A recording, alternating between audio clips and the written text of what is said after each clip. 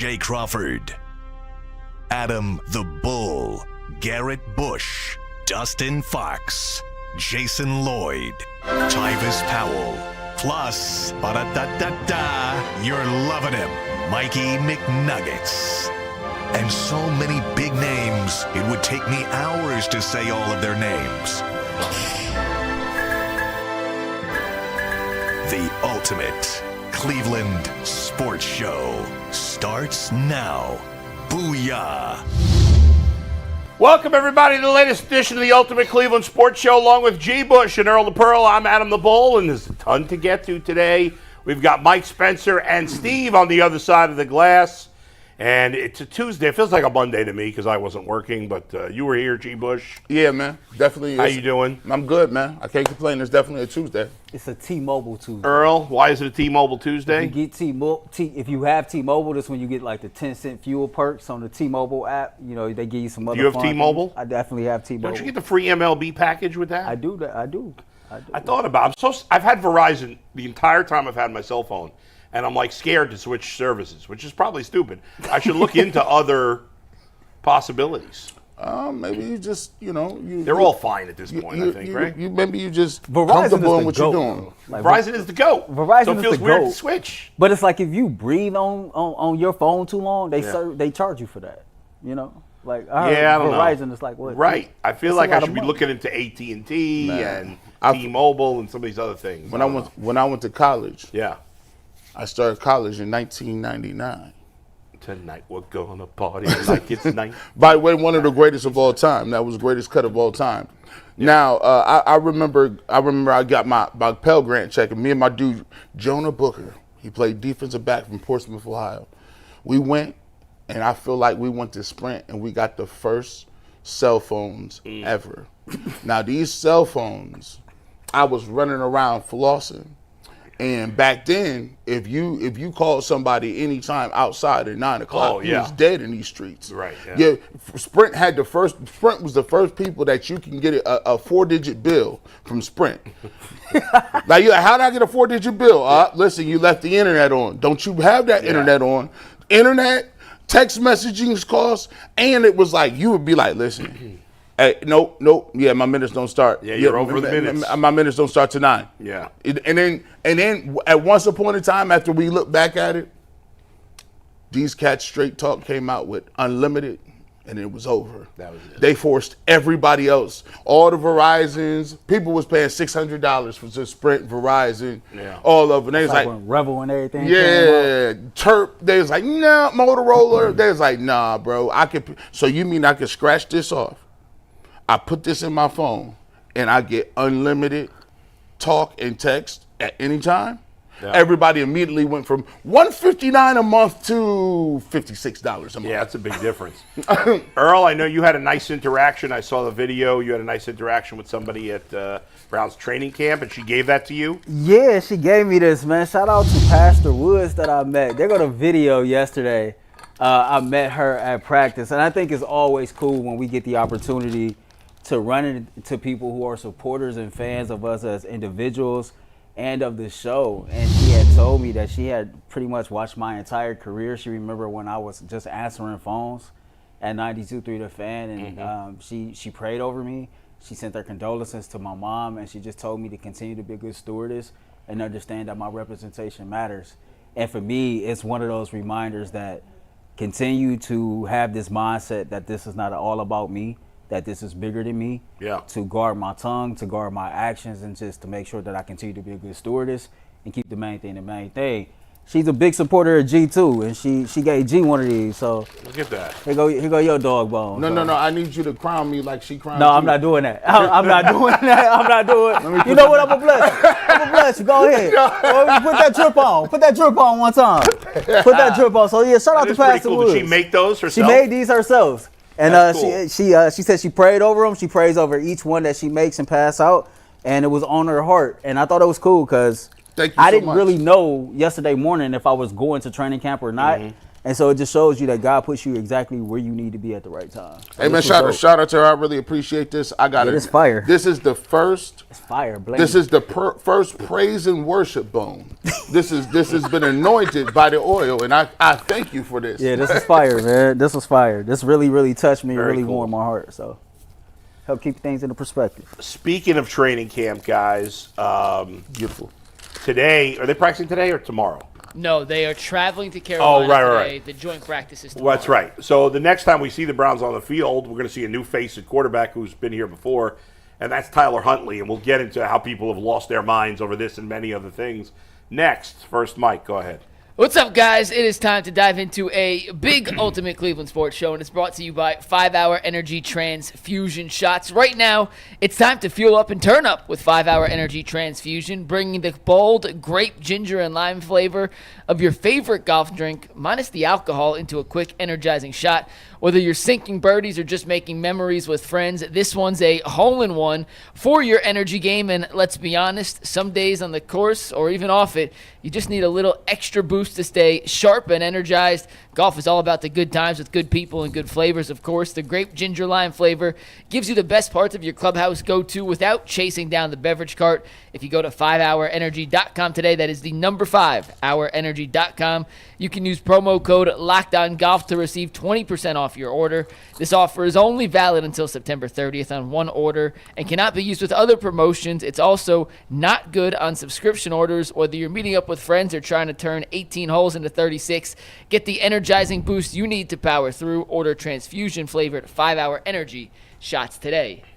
So yesterday, Yeah. Tyler Huntley came back into our lives. It's a move that none of us anticipated. Adam Schefter was the first to report this. He tweeted out that the Browns were re-signing Tyler Huntley. You can see his career stats. Steve now switched to the tag board, which was the initial tweet.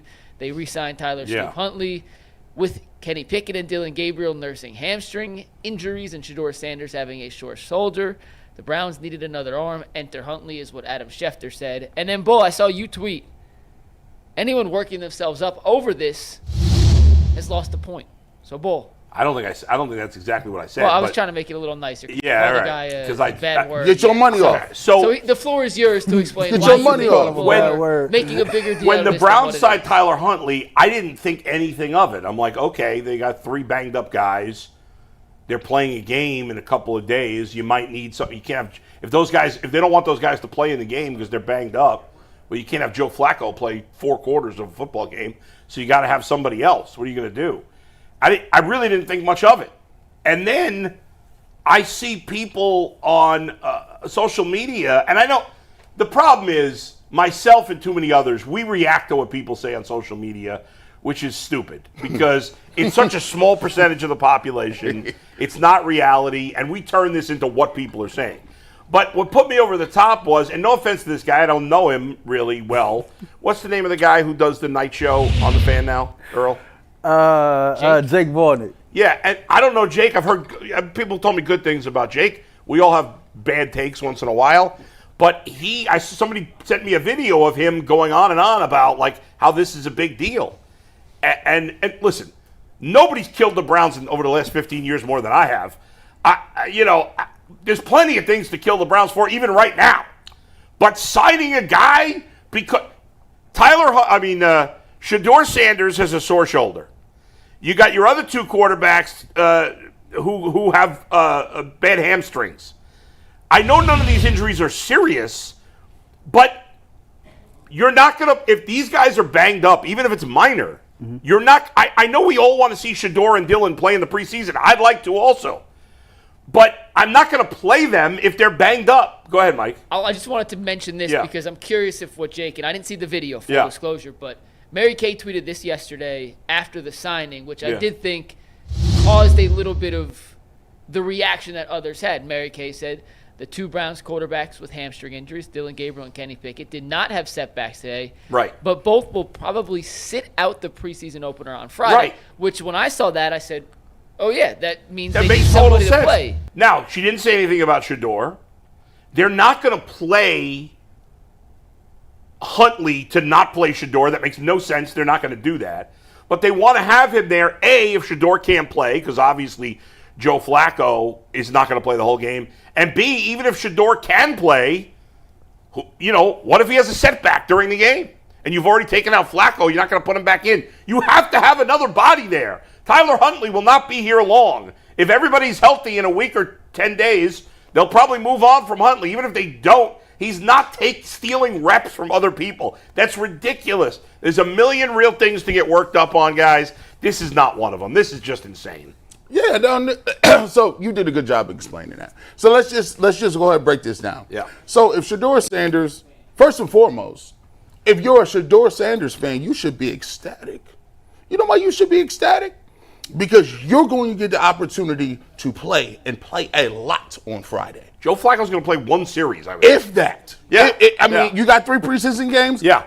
This signing told me Joe Flacco's not playing, Dylan Gabriel's not playing, Kenny Pickett's not playing. Shedeur Sanders is going to get a lot of reps, but at some point, they're going to need somebody else to come in, and they're going to play him the whole game, I don't think. No. And Huntley is another guy who knows the offense that can come in legitimately within the first 2 or 3 days and legitimately call the rudimentary plays and get it done. And if you're doing they probably won't practice in the inner squad, the squad scrimmages with the Panthers. So you need Huntley to take some of the threes. That's right. So yeah, that's it. You should be ecstatic. I don't get and Shedeur's dealing with some sort of short. Yeah, like there's something there. Yeah, So he might. You don't know what's going to happen. What if he gets hit in the preseason game and it feels a little sore? You got to get him the hell out of there. That's what I explained to people yesterday, that you don't want to go to a preseason game without 3 quarterbacks on your roster. Of course. Because inside the game, somebody could get hurt. That's right. And the Browns are already considered a laughingstock, and people are taking jabs at the Browns any chance they get. The last thing we need is for one of our 2 quarterbacks that's going to be available to get hurt, and we don't even have another guy that we can turn to. And so, like you said, I looked at this situation as, okay, as soon as Kenny Pickett or Dylan Gabriel is fully healthy, or both, then Tyler Huntley won't be here. So he's here probably for this week, maybe next week, depending on what plays out. But he's a guy that knows Stefanski's system already, so it makes sense. I don't believe that he's going to walk in this building and take reps away from Shedeur Sanders. Shedeur Sanders was drafted here. He's been putting in work since April, and he has progressed from April to now. And I think it would send the wrong message if a guy that just came in off the street, not just a system be damned, was to come in and jump him on a depth chart. I don't think that's going to happen. There's no chance. And I want to say this. I've been trying to maybe some people will actually listen. When I said this weeks ago, I've been saying it for months. This is the NFL. When people start talking, well, they're gonna plan to do this, and their plan is to do that, and their plan is this, and this guy won't play, and then next year we'll do this, bro. That don't work. It don't work. You know why? Guys, when you step on that field, anything can happen. Kenny Pickett was your number 1 guy. Guess what? He got injured. Dylan Gabriel was a guy that was getting more reps than Shedeur Sanders. Guess what? He got injured. Shedeur Sanders been balling, right? He got a sore shoulder. So you don't know what's going to be going on. Everything looks like it'll be okay. And you got Joe Flacco, who's 41. You think you're going to play? I wouldn't play him the whole preseason, because if he's your guy that's ready to start week 1, why would you put him out there regardless? So I've been saying this all the time. You can have all these. Last week I said the best laid plans of mice and men often go awry. That means it don't matter if you're a genius, you go to Ivy League schools, or you're a school teacher, or you just regular Joes like us.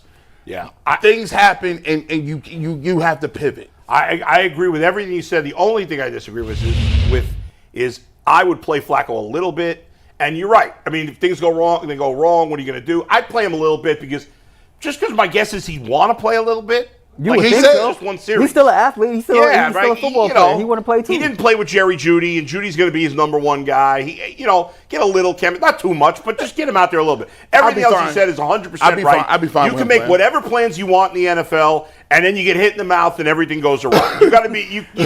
There's no set plan that sticks the whole year. It's funny, man, because I was at training camp yesterday, and of course Shedeur was the last one taking the reps, and then by the time I get home, it's a real possibility that Shedeur could very well play in the first quarter, second series Right. of the first preseason Yeah, game right. on Friday. That's the way Things it change quick. It changed quick. Man, that's Let me why- ask you guys this, and Yeah. G, I'll start with you on this because Okay. I don't mean to interrupt, but No, go ahead. with joint practices starting tomorrow, and it's just one joint practice against Carolina. It's 2 against Philly, Yeah. just 1 against Carolina. Then they're off again Thursday.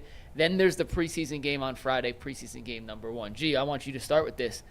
If you were Kevin Stefanski, and now you have 5 quarterbacks under your control, how would you split up the reps in practice, knowing there's also a game to be played? How would you handle the quarterback competition, division, however you want to phrase it, in terms of practice and then in the game for these quarterbacks? So look, Bull said something, and I agree with him. Like if they want to, because I had to go back and look at it, and when you said that, it reminded me. If you go back and watch the conversation that Didi had with Joe Flacco, check that out. It's on CBS on YouTube.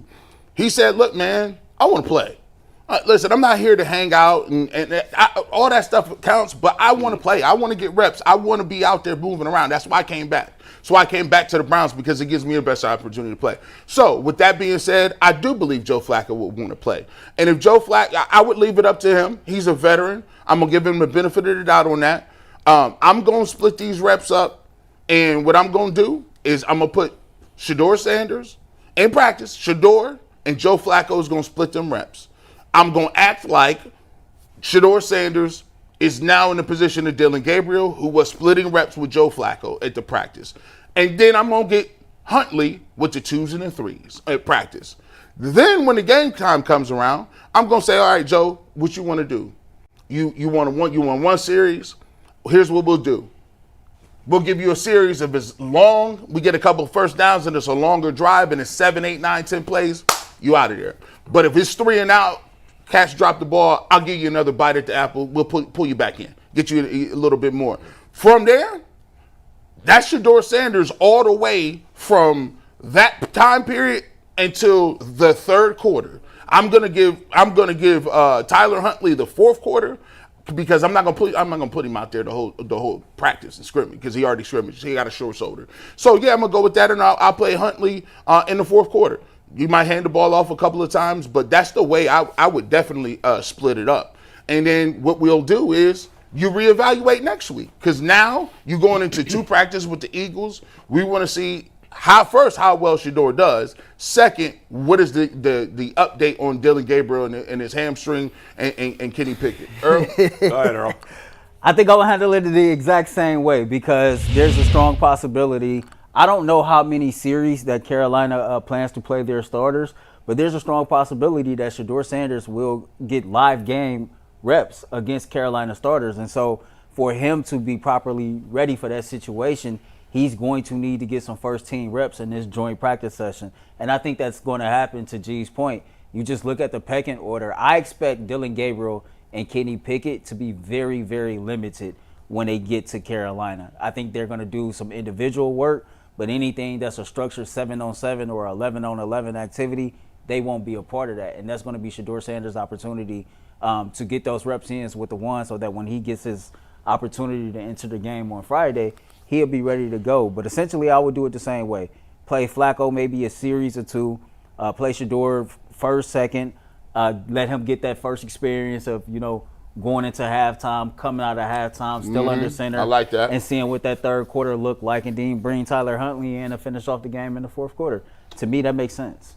If Kevin Stefanski already said that, as we showed the quote before, that Gabriel and Pickett are not going to play. So I'm not going to use them. No. He didn't say that. Mary Kay. I'm sorry, Mary Kay. Mary Kay suggested that. Suggested. So if that's the case, and Mary Kay, obviously, if she's saying that, she has legitimate information there, then I would not use – I'm with Earl and G. I'm not using either of those guys in 7-on-7, 11-on-11, work on the side, do your thing, whatever. Just to clarify, you mean in joint practice, right? In the joint practice, okay, yes. Just want to make sure. Same thing in the game. I'm playing Joe Flacco for one series in the game. All right? If, as you said, G, if they go 3 and out and he doesn't really get any work, maybe I play him a second series. If it's a good drive, they move the ball down the field, they score, done. Unless Joe Flacco, for me, if I were the coach, Joe Flacco is the starting quarterback week 1, end the conversation, unless one of the rookies just blew it out of the water. And I'm not seeing enough to know if that's the case. But assuming that wasn't the case, Joe Flacco's the starter. So I'm saying to Joe, 1 series. If Joe says to me, Coach, I got to get 1 more series. I need a couple more things. Then I'm giving him a second. But if he doesn't say that, I'm 1 and done unless it's a 3 and out. So 1 or 2 series. And then I'm playing Shedeur Sanders. 1 series, I keep the starters in there. Some of the offensive linemen obviously not going to play, Myles Garrett, whatever. But the starters that are playing, I would keep them in for 1 series with Shedeur. Then I would go to the backups, and I would play Shedeur and the backups till at least the middle of the 3rd quarter. And then when I'm ready to put the 3s on the field, then I put Tyler Huntley. Yeah. But because I'm not playing Shedeur with the 3s in a game. I'm not doing that. The backup's fine, not with the 3s. So I would probably play Shedeur roughly middle of the 1st quarter to middle of the late 3rd quarter, which is essentially a half, give or take, a little bit more. But that's it. And if the only way I would consider changing that is if during this week something happens with Shedeur's shoulder, it gets a little worse, then I wouldn't play him at all. Right. As much as that would stink, then I wouldn't play him at all. But if he's fine and the sore shoulders passed, to me, I want to see him get at least five series, right? Like whatever, 4, 6, depending on how long they go. But this roughly, This is the important part, because this is why this is why I watch football. This is it. This is the part of it. Now, what you're going to see is now that Kevin Stefanski. Because here's the reality: when you got 4 quarterbacks, and this is the way it goes. Like when you're in those meeting rooms, you don't get the level of one-on-one coaching, and you don't get the level of understanding each and every player unless you are in the first 2 units. If you ain't in the first 2, you don't even really see the head coach like that. You with the position coach. So now Stefanski's going to get an opportunity. He's going to be super hands-on. They're going to have to put the game plan in and what they're going to run. So now he's going to be explaining to him why I'm running this play. Then he's going to get an opportunity to get a look at what they're running, and then come out at halftime and they can go over simulated adjustments. Let's all adjust to what we want to do in the second half. This is usually how I meet with the quarterbacks and what we look at, and this is how we do adjustments at halftime. So he's going to get a simulation with that. So to me, listen, if you are a Shedeur Sanders fan, or if you're a Cleveland Browns fan, and you've been sitting here all this time and you're tired of talking about narratives and why you're getting first-team reps and why you ain't doing this, we're going to get an opportunity to leave it right here, because this is the most important week for Shedeur Sanders. It may not be for the starting position, but this can get you to a position where you can win the job that says, I'm the first dude after Flacco. Yeah, I mean, that's a more realistic approach. I look at that as well. I think me and Mike did this, maybe about a month ago. It was like a way too early week 1 quarterback projected depth chart. And I'm like you. Joe Flacco is my opening day starting quarterback. Yeah. I think Shedeur Sanders is my QB2. I would trade Kenny Pickett, and then Dylan Gabriel will be my QB3. I look at Shedeur Sanders, and I'm with G. I think everything aligned for him to be able to showcase his skill set. And you look at his last few practices, he's practiced very, very well. I know he missed practice number 9 with the sore shoulder, but I was out there yesterday, and to me, one of his passes was the absolute best ball of the day. I thought he threw the ball very, very well. I thought he had good command of the huddle. When I listen to the quarterback coach and he talks about the little nuances that he has these rookie quarterbacks working on, like relaying the information inside the huddle, the cadence, breaking the huddle and things like that. I've heard wonderful things about Shedeur Sanders' progression from when he was drafted in April to where he is right now. And so, like I said this on this show before, like repetition is the father of learning. And he has made the most of every single rep that he has given. And now it aligns for you to be able to put that on display on a much larger stage. And I'm excited because, we've wanted to see him get reps with the ones, but you get to do it against another team. And that hit a little different because, it's still a practice, but it's like it's almost puts you in that gamer mode, that gamer mentality. Well, now you can get hit. Yeah, it's like the lights is on, but the lights ain't on, but they on. They are. Yeah, I mean, so it's like anytime you could get hit, the lights are on. Real. So it may not be at, obviously the defense is not up to par with what it's going to be in the regular season because you're not maybe scheming the same way or whatever. But at least now when he throws passes, he knows in the back of his head, hey, I could get hit. I could get hurt. That's not going to happen in practice. There's no worry about that at all. So to me, that's a big difference.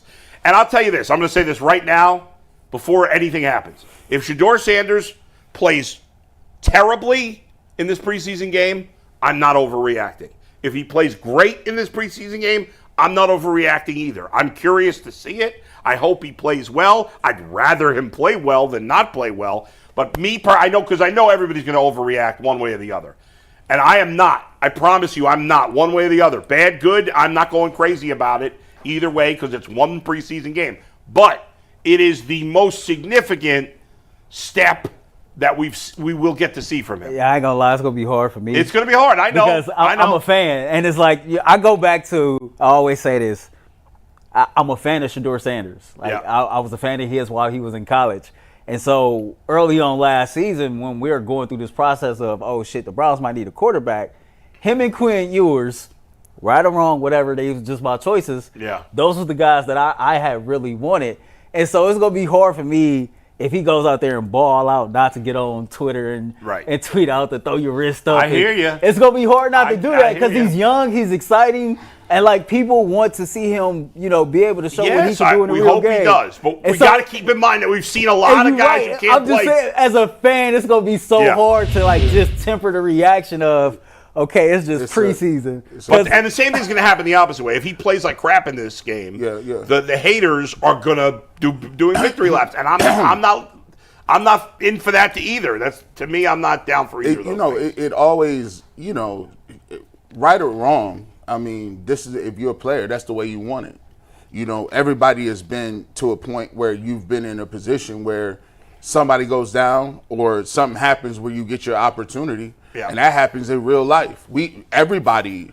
Sure. I could tell you probably could tell us the first time you had your first big break where it was like, I've been grinding, I've been doing my thing, and then you get an opportunity to do radio in New York. You're like, damn, I've been wanting to do this forever.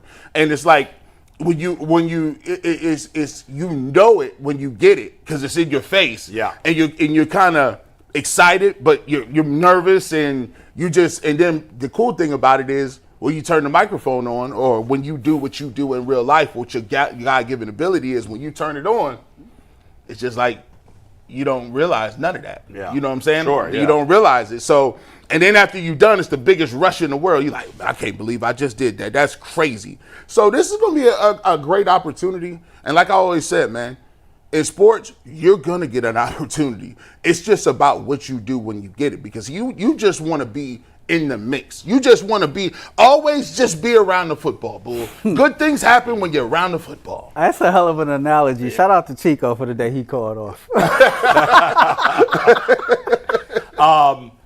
One more thing I just want to say about this is that I think the Browns should name a starting quarterback this weekend after this game, because it's easy for us on the outside to say the team's going to stink. And listen, I don't think they're going to be any good. I think they're going to be lousy.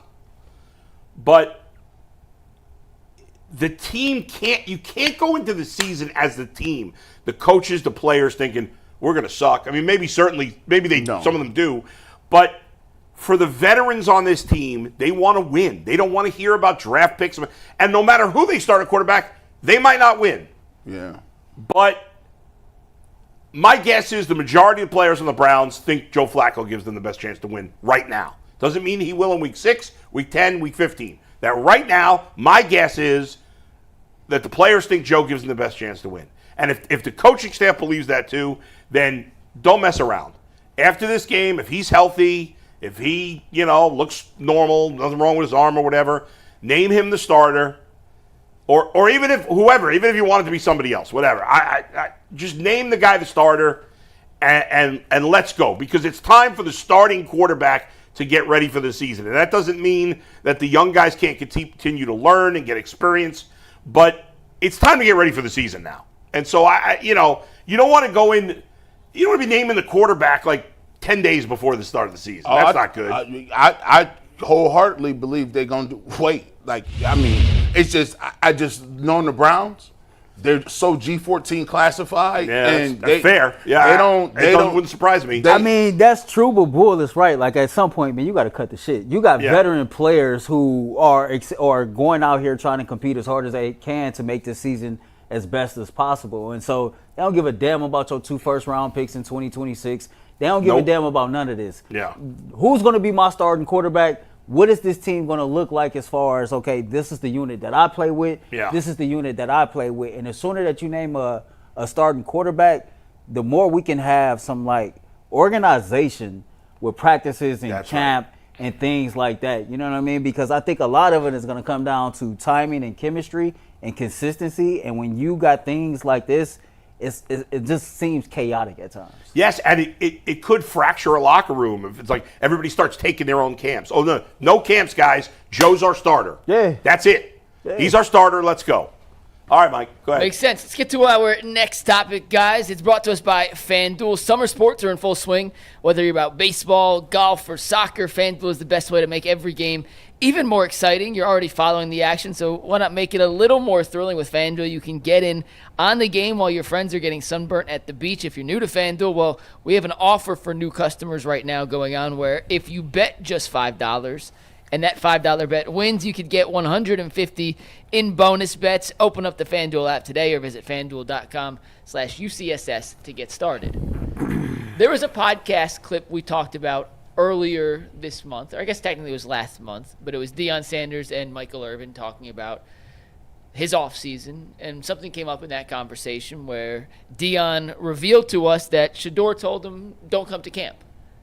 We haven't spoken to Shedeur since that had become public, and yesterday we had the opportunity to ask Shedeur. Mary Kay asked the question to Shedeur, hey, Shedeur, why'd you say this? You want to explain? And this was Shedeur's answer. I'm very curious what you guys think about Shedeur's answer to that question. Here it is. Yeah, I told him don't come. And why did you say that? Because, I mean, like I look at it at my own point of view. Like, I don't want him coming to see me right now because I want to get to where I want to go then for him to see me. I don't want him to come and see me, get a couple reps and, he's cheering like a good dad. Like, nah, you can't be proud of me right now. I got to get to where I'm going, and I know it's a lot I got to do to get there. So it's kind of like I just want everything that I'm doing is just, like, focus on this time, and I don't want no distractions because we know how the media, we know how everybody will take it and take away from the team just from him being my own dad showing up. So, it's a gift and a curse at the same time. Earl, you and I talked about this upstairs in the office before the show, and you have a pretty unique perspective on this. So I want to start with you. What'd you make of Shedeur's comments, and do you agree or disagree with what Shedeur said?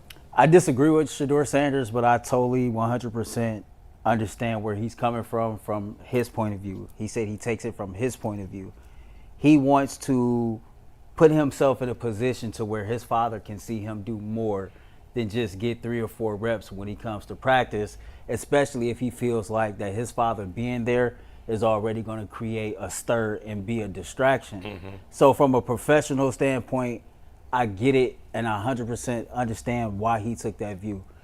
But I disagree because life is short and death is real. I lost my father suddenly to a heart attack before I got in this game. And when I heard that, the first thing I thought about, Shedeur, your dad would be proud of you just because you accomplished a goal and, you made your dream a reality. Whether you get 1 or 2 reps or you taking 20 reps, he'll be overly proud of you. I started off the show saying I started off my career answering phones. I wish my father could have pulled up the 92.3 The Fan and watched me answer a phone after being a knucklehead and a mess up the majority of my life. I know he's very family oriented. I know his father means a lot to him. And for me, knowing that your parent can be snatched from you suddenly. Remember, I lost both of my parents suddenly. I just have a different point of view of tomorrow ain't promised. The next hour ain't promised. And knowing that his dad was going through that, if he really wanted to take that opportunity to see his son do his thing, I would have said the hell with the media. Screw y'all, kiss my ass. Like, all that unnecessary stuff that y'all be doing, this ain't that. This real life. This my family. And as a kid, you want to make your parent proud, and you want your parent to be able to see you live out your dreams. I didn't get that opportunity with my father. So when I heard that, it was just like, yeah, I get it, and I understand it because y'all got a huge last name, and it's a lot to come with that. But it's like, man, Shedeur, the hell with those people. That's your dad. That's your dad, bro. G? Yeah, here's what I'll just keep it 100. I've always had a problem with the line of questioning about questioning his father. The first thing that happens when black people get in trouble or black kids get in trouble, they talk about why we ain't got no fathers in the household, why we ain't raising our kids, why we ain't doing that. Coach Prime done raised his kids. Ain't none of them been in jail. They highly successful. They got college degrees. And the fact that people during a process say, "Oh, Deion screwed him up," or "Do you wish you disowned your father?" That's crazy, bro. Crazy work. I mean, for the fact that he's out here doing that, and he's a man of God. His kids is good kids. They do stuff in the community. So the problem that I got is, why is that even an issue? I look at it like this. If you look at the Mannings and their last name, they did everything that Shedeur and the Sanders didn't do. They said Eli Manning was going to another place. They say Arch Manning is the greatest thing ever moving. And guess what? He only played 2 games.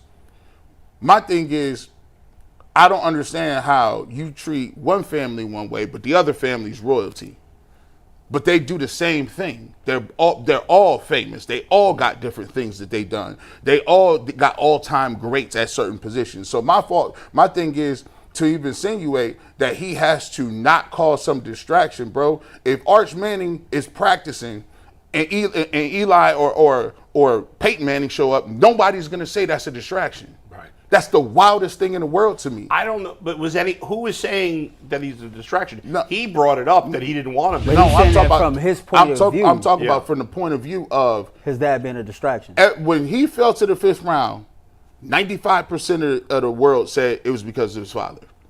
Right, that was certainly yes. That There was unfairness within that, but I don't think that has anything to do with what he said specifically here. No, because here's the thing. Yeah. There's a stigma involved around it because he says, look, I want to get reps, and I get that part.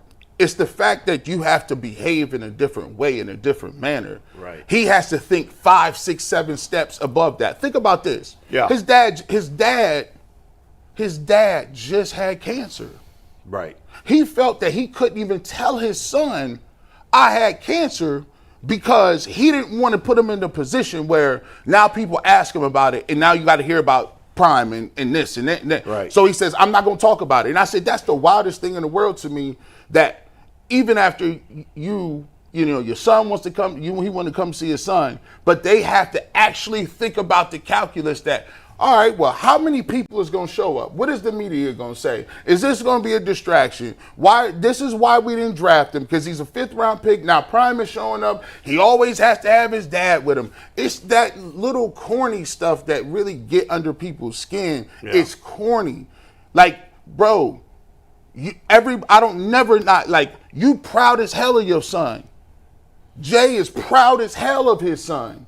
Earl is proud as hell of his daughter. They doing great things. They young, great kids. I don't understand why it is that it's a negative that this dude is outspoken. He's a football guy. He's a man of God, and everybody makes this stuff some sort of level of distraction. That says more about you, that you don't understand why somebody is famous, than it says about any 3 of those people. I guess I kind of looked at it from a little bit of a different perspective. I have no problem with what he said. I didn't really think about it. Is he saying these things? You guys are taking it, and you may be right. I just wasn't thinking about it, as if he's only saying these things because he doesn't want to hear the media. I was taking it as he wants to be focused and carve his own path.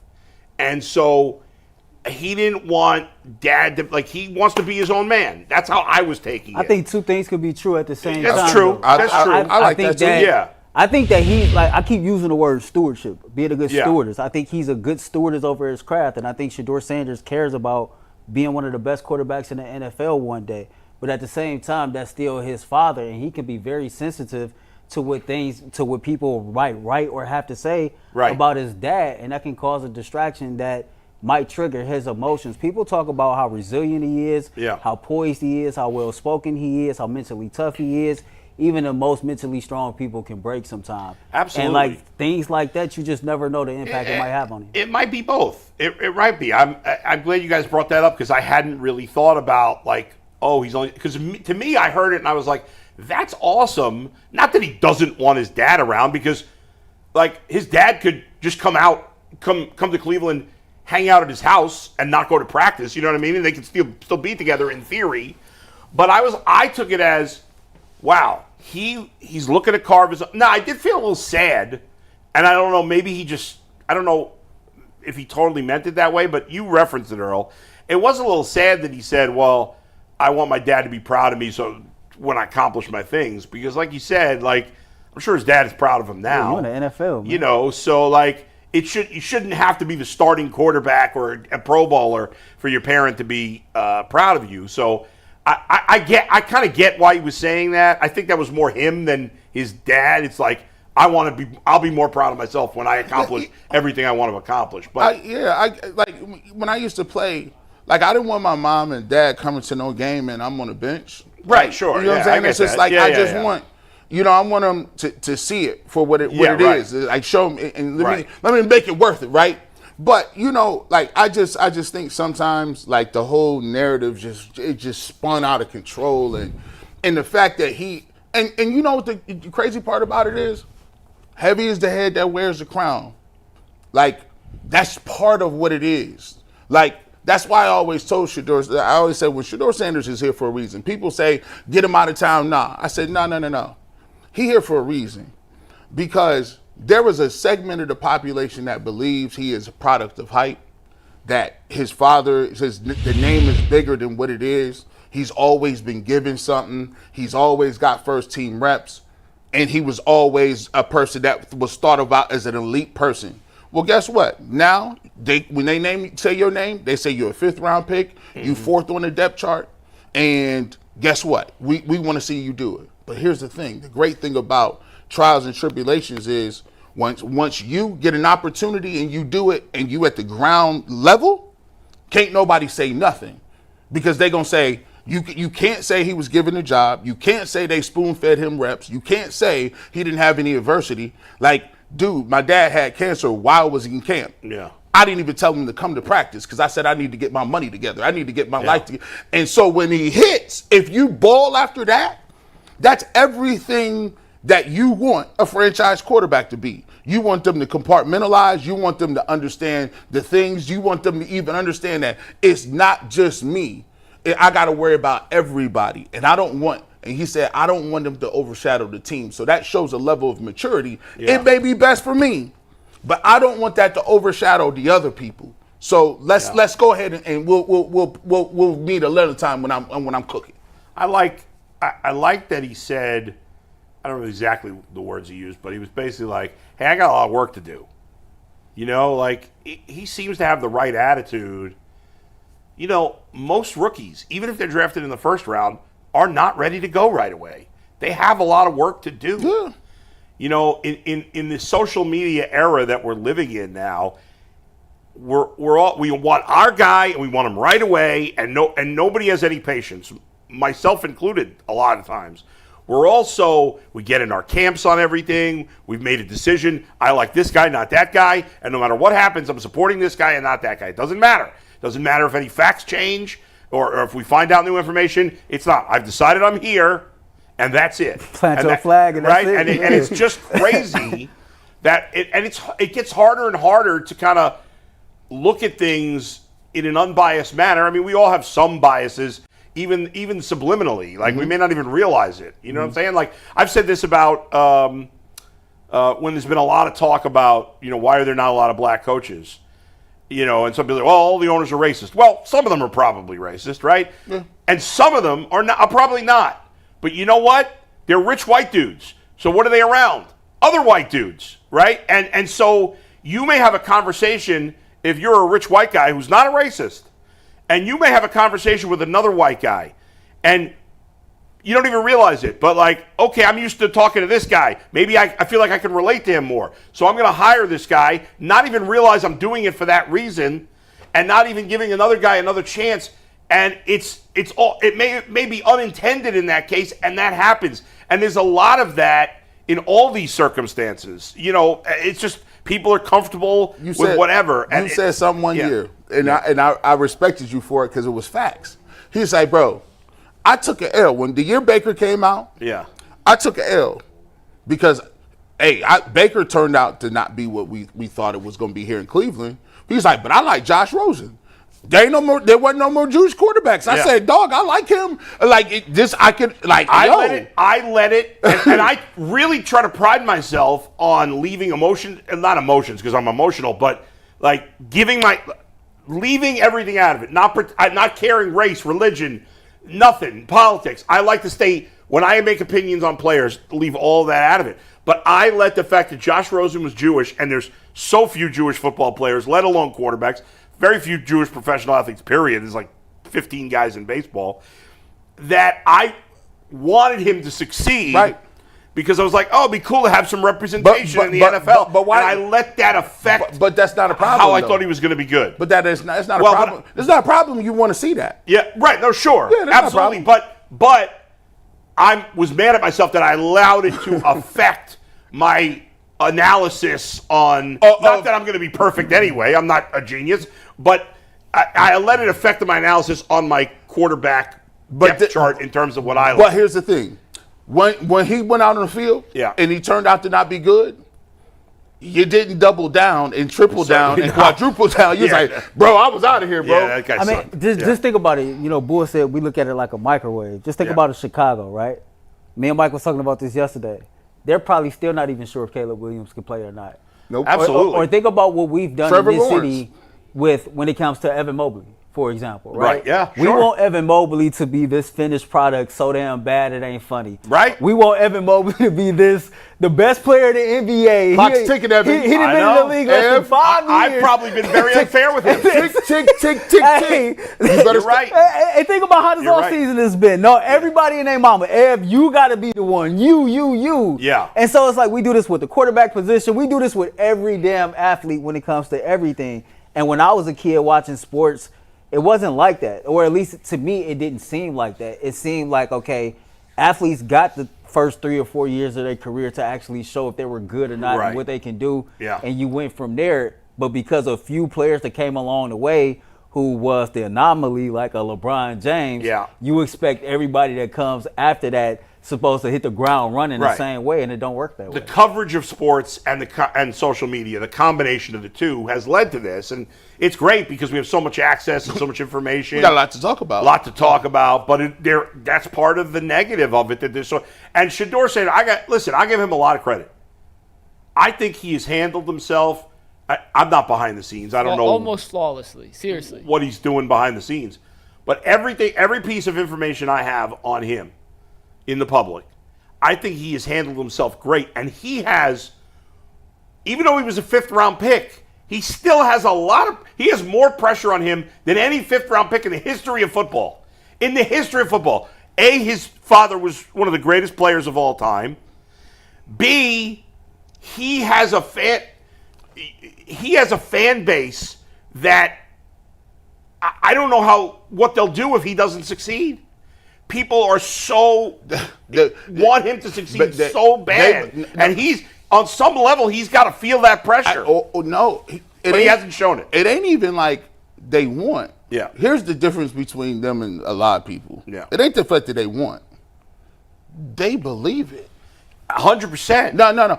There was no. There were. I call them. I call them the other unbothered. It doesn't matter. Like, I went to camp. I did a blog. I went to camp. And I went to camp. You know, I'm emotional too. Matter of fact, this is the emotional crew right here. Yeah, right. We're very emotional. I got to camp and said, unacceptable.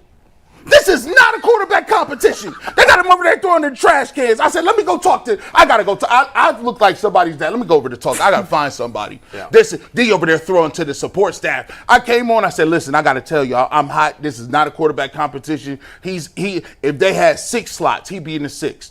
And you know what they said? Oh, don't worry about that. You know, time is coming. I said, bro, these dudes is unbothered. They literally believe. They don't. There is no part in their mind where he is not going to be successful, even if it's not here. That's the thing. Right. And you know what the thing is, but here's what I will say: those type of intangibles are hard to bottle, because when I watch these other quarterbacks, when I see Patrick Mahomes, I never think he's going to lose. And for once, I want that feeling. Of course. I want the feeling where you said, I go into every single, you said this too, I'm giving you way too much credit today. This is crazy. He said, when I got Joe Burrow, I don't play the scheduled game.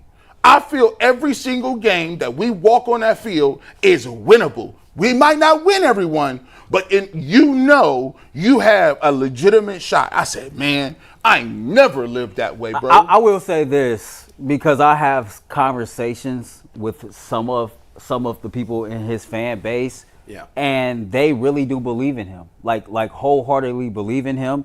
I think there's a false, in my opinion, is this false perception that they believe things should just be handed to him.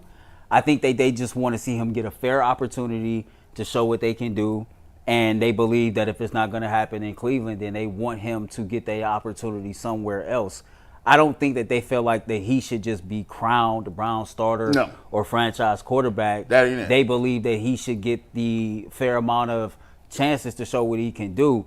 It's to the point now to where I even seen yesterday, you got some Shedeur Sanders supporters saying, I don't just feel sorry for Shedeur, I feel sorry for Dylan Gabriel. They keep throwing this poor kid out there, and he's clearly not ready, and they're making this worse for him down the road. Yeah. And so, like, sometimes, like, we kind of get bogged down on a few people in his fan base that could be, like, over-the-top, hyperbolic, or don't want you to be critical of him at all. But for the most part, a lot of them are fair, open-minded, and if you have a conversation with them, they're not as bad as what you might think they are. And that's, once again, where we see a couple of tweets on social media and you think everybody's a lunatic, on that or a million other subjects. Yeah, yeah. All right, good conversation. Very insightful. Kick it on to something else. Let's pivot after a word from Monarch Money. Have you ever checked your bank account and wondered, where'd all my money go? Between dining out, online shopping, and entertainment, it's easy to lose track. That's where Monarch Money comes in. It's your personal CFO giving you full visibility and control over your finances. Monarch Money isn't just a budgeting app. It's a complete financial command center where you can track all of your accounts, investments, and spendings in one place, so you stop just managing your money and start building wealth. Take control of your finances with Monarch Money. Use promo code LOCKEDONNFL at monarchmoney.com for 50% off your first year. That is monarchmoney.com. Promo code LOCKEDONNFL for half off your first year. The Guardians picked up a nice win yesterday in extra innings over the New York Mets. So we're going to do a little different topic today. Instead of breaking down the game, I had asked you guys, and thankfully you all answered to much Bull's surprise. It's only because I've seen you in the weight room. And I texted G on the side and said I need this. But I had asked the question. We're over 100 games in. We're about just shy of 3/4 of the way to the season. Mm-hmm. Who's been the most disappointing Guardian, in your opinion? And you got 3 different answers. We're going to start with Bull. No, don't start with me because I'm curious what these guys said. Oh, okay. Don't mind. I kind of want to change my answer a little bit based on something I seen my man retweet yesterday. I got to go with Stephen Vogt.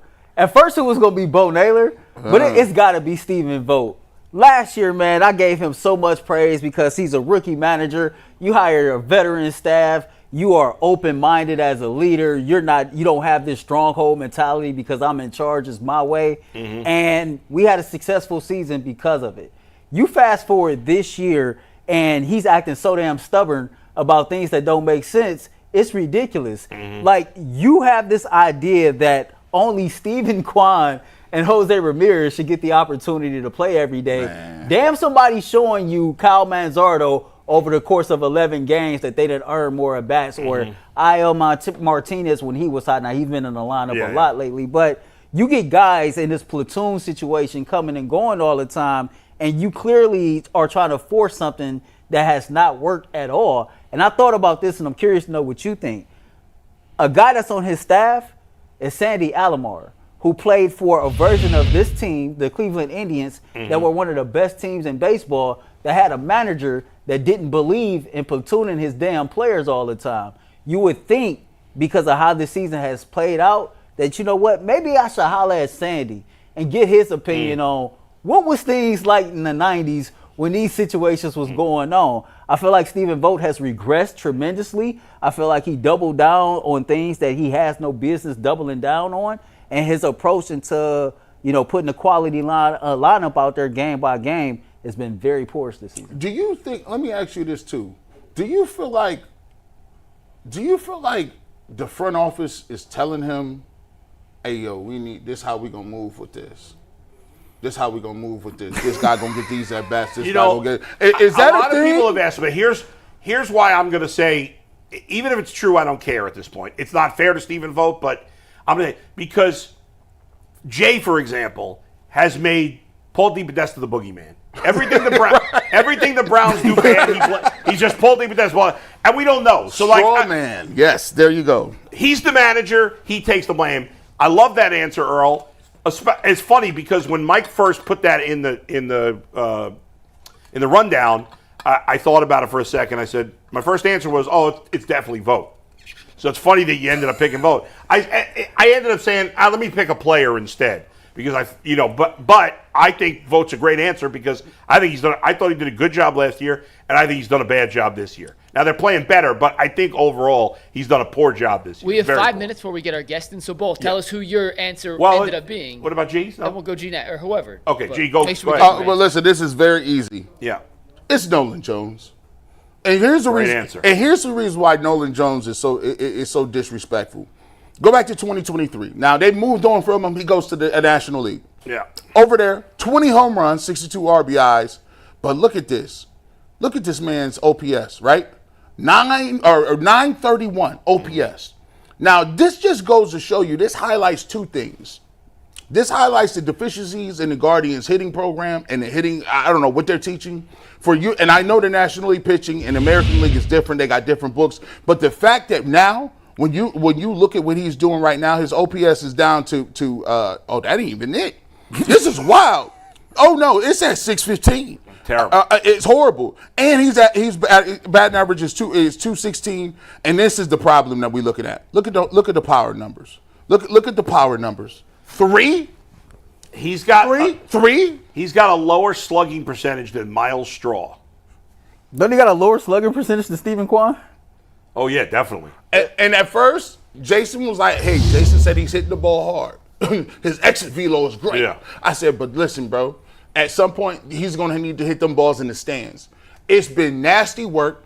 Again, the Guardians have a power position in the corner outfield with no power, no slugging, no anything. Nope. I think it's the worst. I think it's by far the worst. And you got to go back to the drawing board and make sure even mad. It's worse because they won't bring up the guys that's in the farm system, and they keep trotting him back out here. So, also a great answer, Nolan Jones. He was my third choice was Nolan Jones. My second choice was Stephen Vogt. I'll get to my first choice in a minute, but Nolan Jones is a great choice. He's the guy I was most wrong about this year. I 100% thought he'd bounce back and be a very good player for them, and he's been horrendous. He's been a total disaster, and now it seems that year in Colorado was the anomaly. I thought last year when he struggled, that was the anomaly, but in fact, it looks more like the good year he had was the anomaly, and he stinks. He's just terrible. Great choice. In the end, though, I picked Tanner Bybee because my expectations for Tanner Bybee were higher than any of these guys. Yeah. Like, I thought Nolan Jones would be good. I thought Stephen Vogt was a good manager, and they've been disappointing. But this guy looked like he was on his way to being an all-star, maybe a Cy Young candidate. He's been horrible. Yeah. 4.51 ERA and a 1.26 WHIP. He's been a bad pitcher. I mean, that's it. He's had a couple of good games. for the most part, he's been a bad pitcher. And this guy had already had success here. He's one of the few guys that had success here, and he has totally gone backwards this year.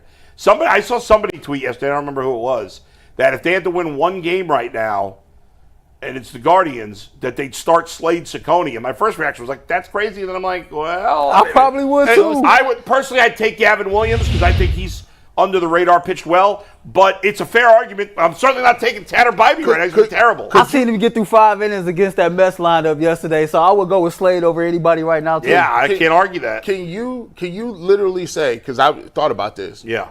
Was Shane Bieber their best pitcher?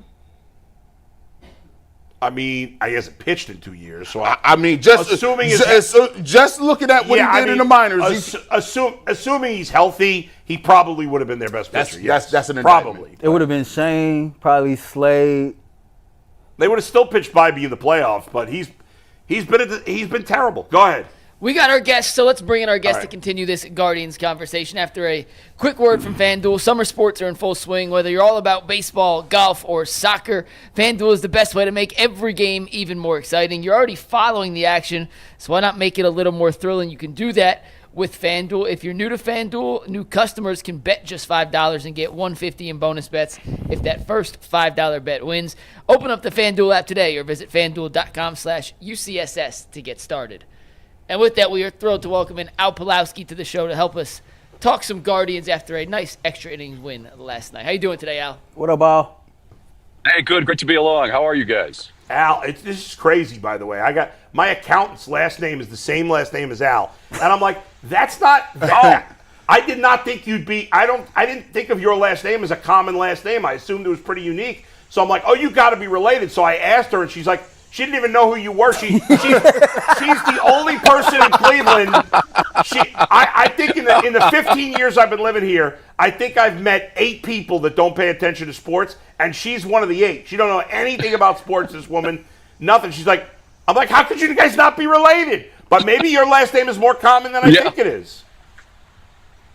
You know what's crazy, Bull? When we moved in, when my family did, before I was born, they were the only Pawlowski in the phone book for 50 years. Yeah. And now there's 10 or 12 of them around here. So Pawlowski, it's not Smith in Poland. It'd be more maybe like Johnson or Davidson, a name like that. So it's not common, but it's not uncommon. We didn't know that, though, 50 years ago. That's funny. That's funny. All right, hey, Al, we were just talking before you came on about what's been the biggest disappointment in this Guardian season. Earl said Stephen Vogt. G said Nolan Jones. I said Tanner Bybee because my expectations for him were so high. What to you has been the biggest disappointment so far this season? Yeah, there's an argument there for each one of them that you gave. I would say the catching situation, I thought that it would be improved this year. Unfortunately, batting average-wise, it's got to be better than where it's at. Those guys would tell you that. The team would tell you that. Defensively, Austin Hedges is still pretty solid. Bo has had his troubles defensively. So overall, to me, I thought the catching situation was going to be a little bit better than what it is. And it still has the chance to improve down the stretch. But right now, I hope for and I expected a little bit better out of that position in general. Fair. Al, I always wondered, the Guardians have kind of always been dominant when it comes to taking pictures, developing them, finding guys, adding velocity. Guys who come back off surgery, they seem to be mended up really well. They just have a problem finding those young hitters. Is that more of a thing where maybe it's just hit or miss with the prospects, or is it something about the approach at the plate where you have so many guys batting under 200 or somewhere around 200? I think it's a number of things. One, just some things didn't work out hitting-wise that we thought for sure would. I mean, they've got a really nice-looking prospect down in the minors in Chase DeLauder, and the poor kid just can't stay healthy. If he could stay healthy, he would be up here now. I think that he'd be hitting the ball pretty well. C.J. Kafis has had a tremendous developmental year for Cleveland. I think he's going to do okay now at this level. Might be an adjustment period for him. But overall, too, if you look at where they've focused over the last 15 or 20 years, and I think rightly so, if you're in a smaller market, you can't spend like the Yankees. You can't spend like the Dodgers simply because both of those teams literally have 8 to 10 more revenue coming in than, and not only Cleveland, but Cleveland, Kansas City, Pittsburgh, Cincinnati, et cetera, et cetera. So they focused on pitching. They focused on finding middle infielders because those are the two things that are the most needed in Major League Baseball. So for a couple of reasons there. Number one, you want depth at both those positions. Number two, you're able to trade those guys because there's always going to be a demand for them. So if you look at a draft, 2-3 years ago, I think every guy they took but one was a pitcher. So that's where the focus has been more than anything else, I would say, is the reason. And then just some bad luck with hitters where they've also, pitching-wise, it's been the opposite. They've been able to develop so many guys. They've been able to take reclamation projects, and they've been able to make those guys, take starters, make them effective relievers. Look at the guys they brought back from Tommy John. So, that's what I think it is. It's a little bit of everything, but I would say a little bit of bad luck and just the focus, has been on pitching and drafting middle infielders. Oh, man, first and foremost, thanks again for joining me and Spencer on the radio a couple weeks ago. That was a fire interview. And sure. So it's pretty cool to be here with you right now today. I talked about Stephen Vogt earlier, and I look at C.J. Kayfis, finally got called up to the big leagues. He drive in his first run, get his first major league hit. You look at how Kyle Manzardo has played over the last 12 or 13 games. You look at Gabriel Arias, who hit destroyed the baseball last night in that game against New York. Yet Stephen Vogt is he seems to be locked in on I want to platoon everybody. But you got some young guys who I feel like if they can just get more consistent at bats, you can get more out of them. Do you agree with his approach to how he puts his lineup together every day? Yeah, I think what he's trying to do is this, and that's in conjunction with the front office. I mean, there's a lot of research put into the lineups. This is the thinking. In order to be an everyday player, you have to earn that position. So Steven Kwan, Jose Ramirez, hands down have earned that. They're going to play every day no matter who's on the mound. When they signed Carlos Santana, and I know that he's been slumping. He's gotten a few hits here in this last week, so that's encouraging, but he was slumping in June and July. But he's another one who, as a veteran, earned that to be in the lineup every day. I think Kyle Manzardo was close to that. You've seen him now play against some lefties, not all. Once those guys show that they are, ability to handle the same side pitcher, so whether it's a lefty or whether it's a righty, then they'll be an everyday player. Right, analytics-wise, and I understand 35, 40 years ago, analytics wasn't a big thing like it is now. But they're going to go by what the analytics say. So if they feel that a right-handed batter has a better chance than Nolan Jones, for example, or even Kyle Manzardo against a certain pitcher, they're going to go with that. So right now they're doing that. I think Manzardo was very close to being an everyday guy. I think there's a couple other guys. You mentioned Arias. He's a guy that's got reverse splits. That's always encouraging because if you can hit the same side, it should be easier in theory to hit the opposite side pitcher. So I think he's pretty much a guy that's close to being an everyday guy, too. And Brian Rocchio is another one. So I think it's coming, but you're probably never going to see, at least this year or even in the next year, a situation where the lineup is going to be the same every day. I think you're always going to see some sort of a platoon, whether it's one guy or three or four guys in a Cleveland lineup. Al, I get what you're saying, and I understand where the organization comes from. And in some spots, they don't have a good enough player to play every day. I have been beyond frustrated, though, by the use of Kyle Manzardo, because this idea that because Carlos Santana has been good in the past, that he has to play every day, I just don't buy it. Kyle Manzardo, to me, offensively, is a far better player than Carlos Santana. He's been all season long, and how is a guy supposed to get better against lefties? And although he has the third best OPS in the team against lefties, even though I know he struggled somewhat lately until the other day, but how's he supposed to get better if you never play against lefties? And when you have a lineup where, I get it, they've been overall better lately, but for the most part this season, the lineup's been terrible.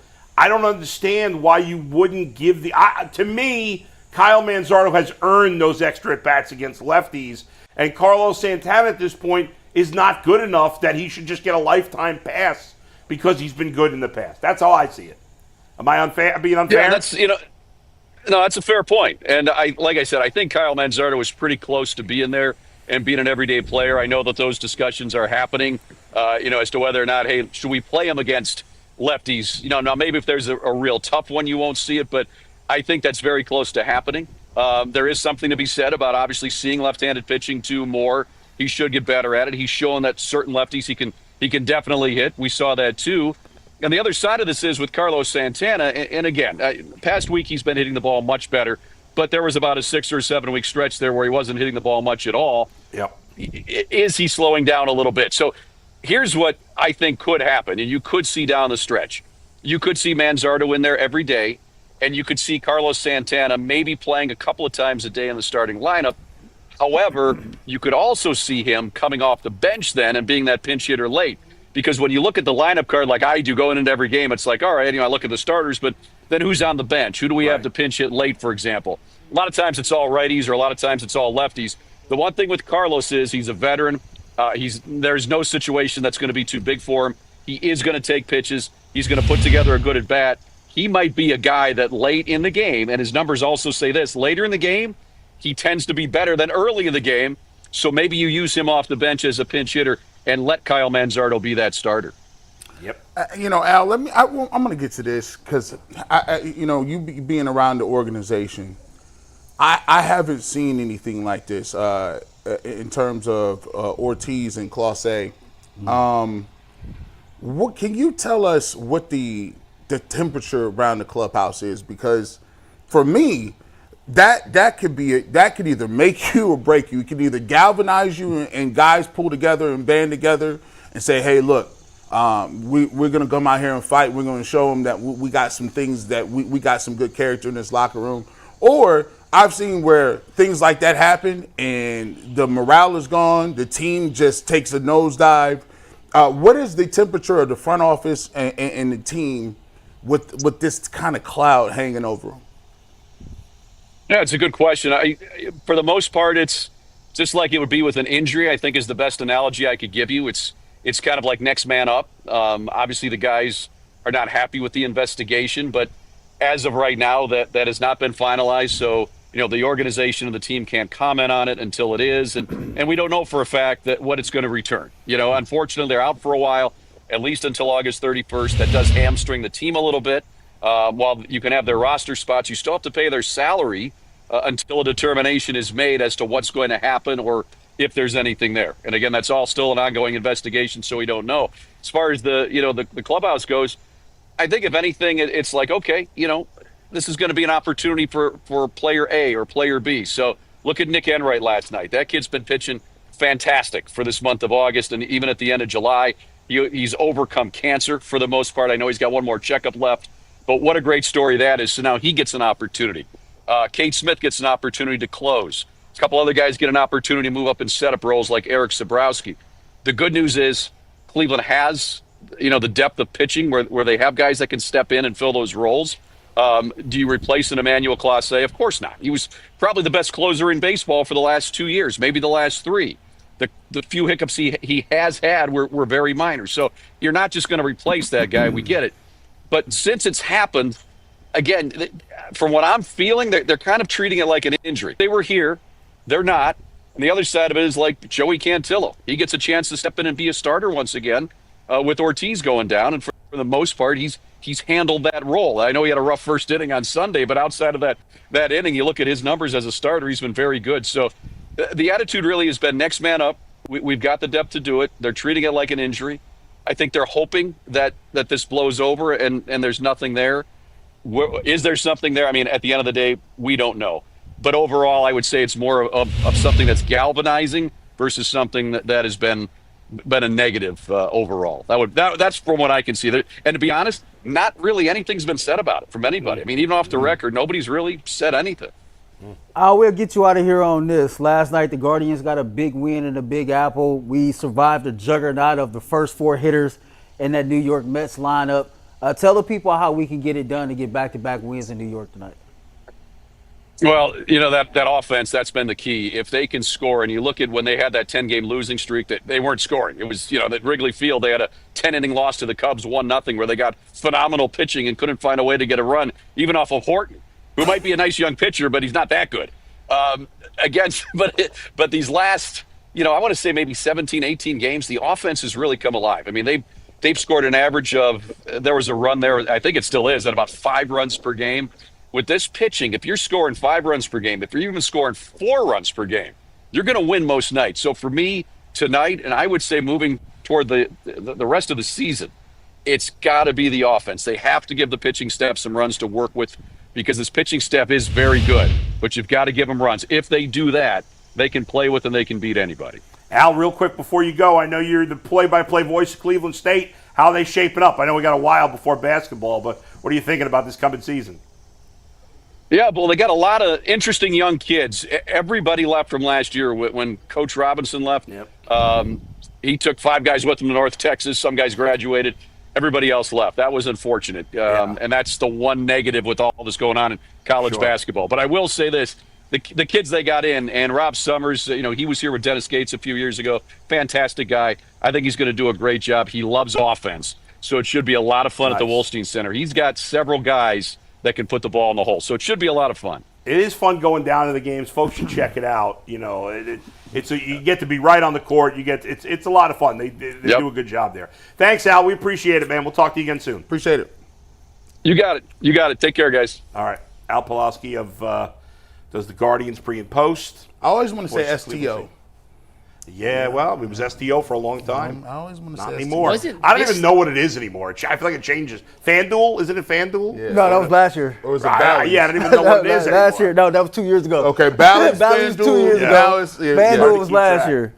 All right, let's keep it moving, guys. By the way, before you do a promo here, I got to. This past Sunday was the start of fall ball baseball season. The defending champion River Bandits, my team, sponsored by the Ultimate Cleveland Sports Show, won our first game. Okay. Attaboy. Okay. We were down 4-0. We won 8-6. Shout out to them. And by the way, Jason Lloyd. Yeah. Definitely keep the logo out trimmed and the outline in None the of gold. that pea yellow. That was outline. high. That outline was fire. Give me one of them hats too. I need one. Yeah. All right, guys, let's I'll get get to you a our. River Bandits hat. I Looks need good. one. I need one. I'll take a Riverband's hat too. All right. Monarch Money is the sponsor of our next topic. Have you ever checked your bank account and wondered, where'd all my money go? Well, you probably spent it on hats. River Bandits, Jason's team. Between dining out, buying hats from Little League teams, and entertainment, it's easy to lose track. But that's where Monarch Money comes in. It's your personal CFO, giving you full visibility and control over your finances. Monarch Money isn't just a budgeting app. It's a complete financial command center where you can track all of your accounts, investments, and spendings in one place. So you stop just managing your money and you can start building wealth. Take control of your finances with Monarch Money. Use promo code LOCKEDONNFL at monarchmoney.com for 50% off your first year. That is monarchmoney.com. Promo code LOCKEDONNFL for half off your first year. We have not talked Cavs in a while, guys, and we're only going to spend a few minutes on the Cleveland Cavaliers here right now. But The Athletic put out their offseason grades for all 30 NBA teams, and Joe Varden was in charge of grading the Cavaliers' offseason thus far. In case you forgot, I'll give you the offseason moves before we give you Joe Varden's overall grade. The Cavs this offseason re-signed Sam Merrill. They let Ty Jerome walk. They traded Isaac Okoro for Lonzo Ball. Then they signed Larry Nance Jr., and they drafted Tyrese Proctor and Salayu Niang. So with those moves, this is what Joe Varden wrote about the Cavaliers offseason so far. He gave him a B. Joe Varden said an A would have followed some surprise trade that made this team markedly better than the one that finished first in the East, but salary realities, read second apron, made that unlikely. I like the Lonzo Ball acquisition, and I'm glad Isaac Okoro gets a chance in Chicago. I don't mind not paying Ty Jerome way above market value, given his struggles in the playoffs, and the Tyrese Proctor out of Duke pick made sense to me with the 49th overall selection. Otherwise, the Cavs simply weren't in a position to make a splashy trade. They committed to this roster 2 years ago, and they need to ride out their commitment for at least this season. Overall, he gave them a B. G. Earl Bull. Is it be fair for what the Cavs have done this offseason? Yeah, I guess so. You know, I was so down on the Cavs, as we all were when the season ended in the way it ended. And you talked about we're an emotional group, the three of us especially, and that's true. And I was so emotional after the season. I was like, screw the Cavs, and screw this guy, and screw that guy. And now, you know, enough time has passed that I've calmed down a little bit about it. And when I first saw what Joe wrote, at first I was like, they should have a C. But then I read what he wrote, and I'm like, he makes some fair points. I also think the one thing he didn't put in there, and I don't know that they were going to trade Darius Garland anyway, but once Darius got hurt, that kind of, any chance of that went out the window. They weren't going to just give away Jared Allen for nothing. Obviously, I'm sure, they could say what they want. I'm sure they explored the possibility of trading Jared Allen. and it didn't work. I'm not as high on the Lonzo Ball thing as most of the rest of you are, but I give you that if he's healthy, it's a good move. I just have no confidence he's going to stay healthy. But I think Larry Nance under the radar is a good move. It seems like they got good draft picks for where they had. I mean, you're taking players in the second round. So I get what he's saying. And it was the salary cap situation is what it is. So for this offseason alone, I think a B is ultimately fair. I'll give it a B if I wanted to challenge it a little bit. I'll give it a B+. I think a move that's underrated, that's flying under the radar, that's not on there is you hired Joel Williams to be one of the new assistant coaches on his team. And when I talked to Cameron Justice about a month ago, she talked about, we've talked about this Cleveland Cavaliers team needs an element of toughness. We've said that. This team is not tough enough.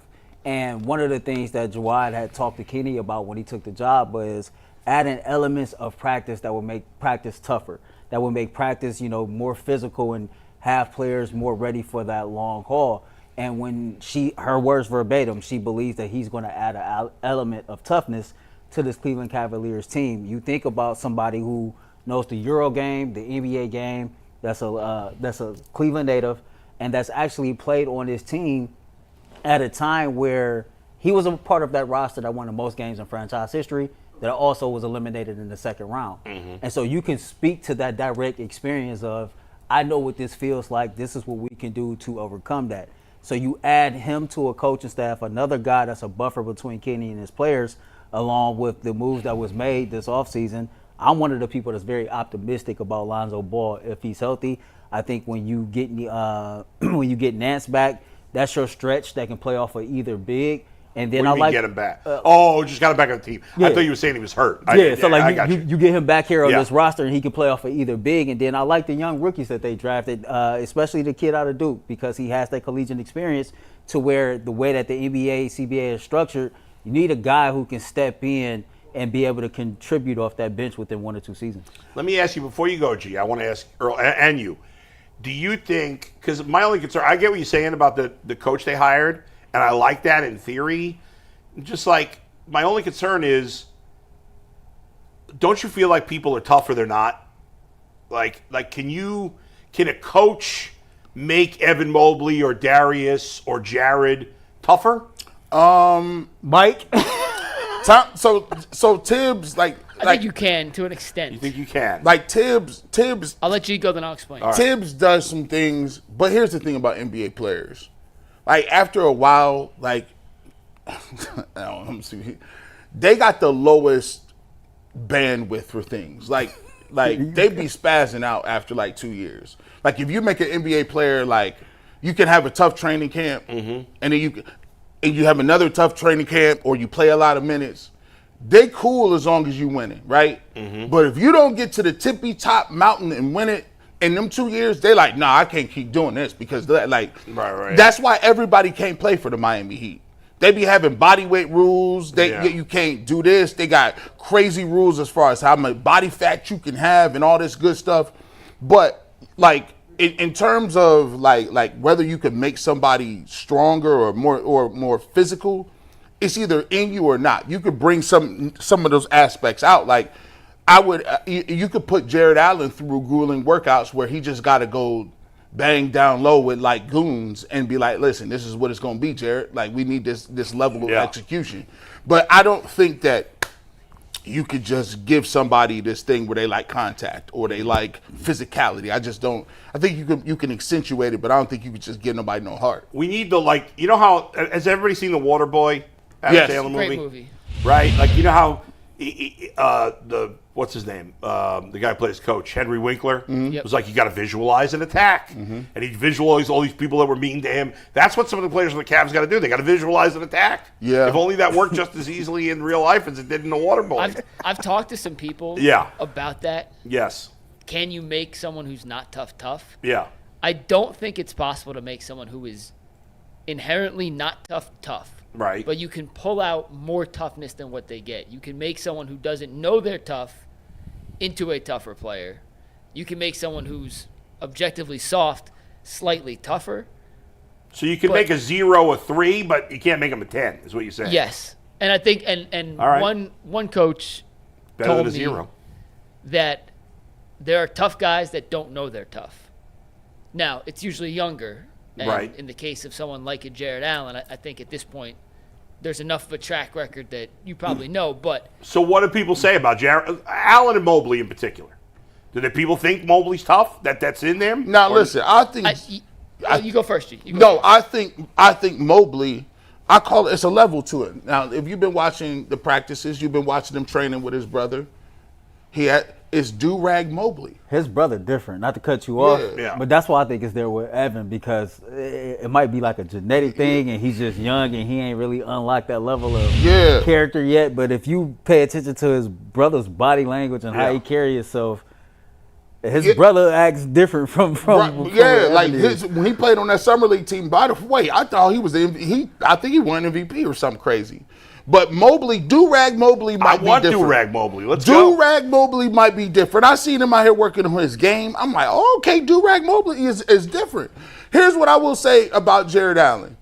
Jared Allen just needs somebody like, let me see, like Kobe Bryant and Michael Jordan was bullies. They used to put hands physically on people. Yeah. Michael Jordan used to just backhand people. How you backhand another grown man? He bullied Horace Grant. He bullied Scott Williams. He bullied all these dudes. Kobe was bullying people like he antagonized them. I think Donovan Mitchell this year I'm gonna tell you, Donovan. If you listen to somebody? No, don't put hands on nobody. It's a different era. You can't do that.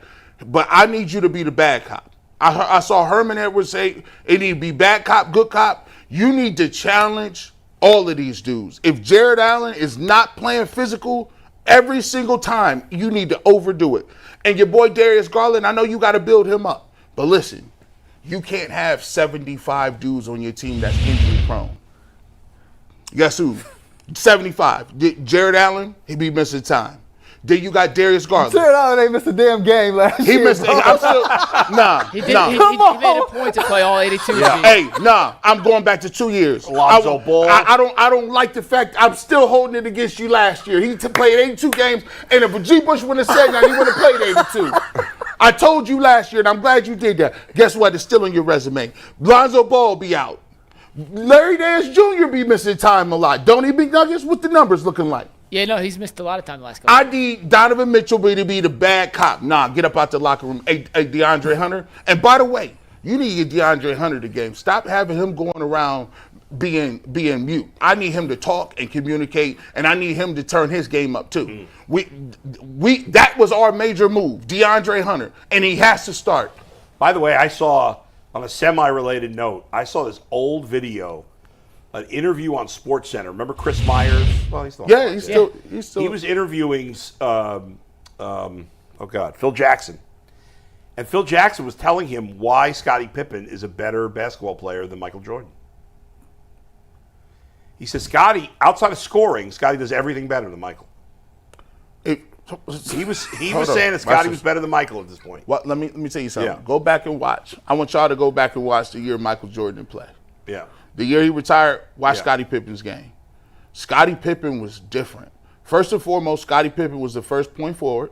Second of all, he was the best defensive player in the league. Third of all, he was a Swiss Army knife. He was guarding 1 through 4 when that was impossible. And on top of that, Well, Magic did it. Magic did. yeah, well, Magic is Yeah, just, yeah, yeah. I mean, he has a name. Yeah, It's yeah, Magic. true. He's just that guy. He played center. Yeah. But Scottie was, he got the best defensive. When they played Magic Johnson them, Scottie Pippen was picking him up full court. Magic had that old school back down game. Pippen was in his back pockets. Yeah. Like the whole game. Joe Dumars, give me Isaiah Thomas. Pippen was dead nice. I think nice. he's the most underrated player maybe in the history of sports. I agree. Certainly in the history of basketball. There are people that think, he's not a Hall of Famer without Jordan. You're out of your mind. Bro, Pippen was. I know people didn't like him. He rubbed people the wrong way, and maybe he didn't handle certain, at that time where he didn't go in the playoff game. That was bad. But that guy, for those who don't remember, he was an absolute beast. He could do everything. And Jordan, when Jordan and Pippen, it's the crazy. Like, they was the hybrids. Yeah. At one point in time, the gene pool was terrible in the NBA. The gene pool, cats didn't have no fast twitch muscles. It was 3 or 4 people dunking, and it was a bunch of sinners roaming around grazing. These dudes got their athleticism package. Like, I'm like, where did they get these 2K badges? And like 92, Pippen and Jordan was just like, oh, we're faster than everybody and we dunk on everybody. Yeah. I said, where'd they get these guys from? They had Isaiah Thomas and Joe Dumars playing below the rim. John Stockton below the rim. Gary Payton below. Nobody was moving and jumping like that. And then they got both of them. I said, this is ridiculous. They was different. One last thing about the NBA before we move on. Did you see the comments that Richard Jefferson made about Barkley versus Karl Malone? I see the headlines. I didn't see what he said. What did he say? So Jefferson said that he'd take Karl Malone over Barkley because Karl Malone took basketball more seriously. Now, some people had a beef with that because Karl Malone, wasn't he arrested for sleeping with an underage Man, he's girl? a god-awful human from what I understand. Hey, man. Yeah, he's right. Man. I don't think it's crazy to say Karl Malone's a better player than Barkley, though. Karl Malone was a beast on the court. It's tough. It's tough because when you go back to the land of the power forwards, Yeah. I mean, there was so many big men that could do it in different ways. Like, Yeah. But I always say, go back and watch Barkley in the year he won MVP. I got another. He's 6'4". I got another hot take. I think, and this is for the basketball guys behind the glass too. I think that we don't have a conversation about Tim Duncan being the top 3 or 4 player enough. Yeah, he's He's not top 3 or 4, but he's top 10 and he's better than Kobe. better than Kobe, huh? Better than Kobe. Better I than- literally have him one spot ahead. Is he better than Bird? No. On my personal top 10, no. Man, that's kind of hard. I mean, they're right. They're neck and neck. I literally have him one spot different. I don't think that's one spot crazy to different. say Tim Duncan is better than Kobe. And, Tim Duncan just didn't have a big personality, and so he doesn't get – same thing with Scotty. They don't get a lot of hype. Now, unlike Scotty, there wasn't a superstar bigger than him on the team, but I think his game wasn't flashy. I think I like how some people do it. Yeah. I have to separate the guards and the big men. Yeah. Because how do I compare? It's hard to compare Like, who's Tim better? Duncan or like That's fair. Right. That's fair. It's like It's come on. hard. Hey, we should do that one day. Charles Barkley versus John Stockton. Yeah, Who's because better? how you get that? Like, you know what I'm saying? Should we do a top 25 players of all time list on a random Wednesday? No, you should get. I got a question for you, Mike. Just off Penny Hardaway or Tracy McGrady. Oh shit! Come on, it's Tracy McGrady. Penny It's Hardaway straight- didn't, Penny wasn't. Penny he was didn't doing do it long enough. I just did a short. I just did a short McNuggets about how nice Penny was in this. Like Has 2-3 anybody years. fallen off a cliff in basketball more than Penny Hardaway? Did anybody? Grant Hill. Was it that big a cliff? For Grant Hill was averaging 25. Like Grant Hill was putting up young LeBron numbers Right, at but one didn't point in he time. do it for longer than Penny? No, he had like 3 years. I mean, Penny Hardaway was co-starring with Shaq and Blue Chips. But it's man. the injuries, right? Yeah. Steve Francis fell off hard too. Yeah, he did. I mean, you see it in other Brandon sports. Roy. Brandon Roy. Ooh, Brandon injury, Roy. right? Now, McNuggets, here's what you got to do. What we have to do, we have to break it down and we have to have voting. So here's how we going to market this thing. You're going to reach out to all contributors, and we're going to put together what is it, the 75? Yeah. We're going to put together the best 75. No, And it's, too long. That's too long. all right, 50. I could barely get you to send me one name. I got it, bro. I created 75 names. 50, bro. You do the best 50 players. Oh, wait a second. Are we doing it like just from the 80s on? What's this? We could spend 30 I will minutes figure it figuring out the later. rules Right. of this. But- I like where your mind's at. And then you We'll post talk. Could be fun. Although Yeah. the summer's, we're almost into football season. We It could be almost, so tricky. you got to We do have it a week quick. though after Yeah. the final preseason game. Yeah, that that's bye true. week before we get into game week. That's So we'll true. do we'll Good do it point. then. Yeah. All right, guys, we're gonna talk a little football again, and if we need some more energy, need a little boost, a little pick Sure, me who up at doesn't? 12:30. Well, you better be drinking a 5-hour energy transfusion. It's time to fuel up with 5-hour energy transfusion, bringing the bold grape, ginger, and lime flavor of your favorite golf drink minus the alcohol into a quick, energizing shot. Whether you're sinking birdies or just making memories, this one's a hole-in-one for your energy game. And let's be honest, some days in the course or off it, you just need that extra boost to stay sharp and energized. Golf's all about the good times with good people and good flavors, of course. The grape, ginger, lime flavor gives you the best parts of your clubhouse go-to without chasing down the beverage cart. If you go to 5hourenergy.com today, that is the number 5hourenergy.com, you can use promo code LOCKDOWNGOLF to receive 20% off your order. This offer is only valid until September 30th. On one order, cannot be used with other promotions. It's also not good on subscription orders, whether you're meeting up with friends or turning 18 into 36. You get the energizing boost you need to power through. Order transfusion-flavored 5-Hour Energy shots today. Guys, yesterday, one of my favorite pieces of content came out that is an annual occurrence. It is Bruce Feldman's Freak List for the upcoming college football season. I never even heard of this, by the way. It does it every year. It's an incredible You said read. what? Never It's a heard. freak list. I thought she said Bruce Feldman went to Freaknik. I said what? No, They it still is- got that? Have you heard of Bruce Feldman's Freak List? No. I thought Bull should ask if you heard of Freaknik. I was about to say. Freaknik. Oh, listen. Put it in the chat if you know where that is. Yeah. Freaknik? Bruce Feldman every Yeah. year. Google Uncle Luke at the Uncle show. Luke, Go ahead. Freaknik. Go ahead. Don't use a work computer for that. Yeah. Bruce Feldman every year covers college football. He calls around and gets Yeah. the craziest athletes, the freaks of the freaks, the freaks of natures, Yeah.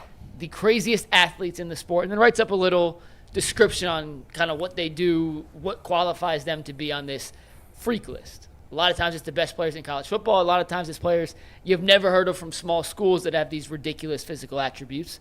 And this year he expanded it. There was over 101 players actually made the freakiest of the freak athletes in college football. I mean, list. by the time you get to the 90s, can they be that freaky if there's 90 guys better than them?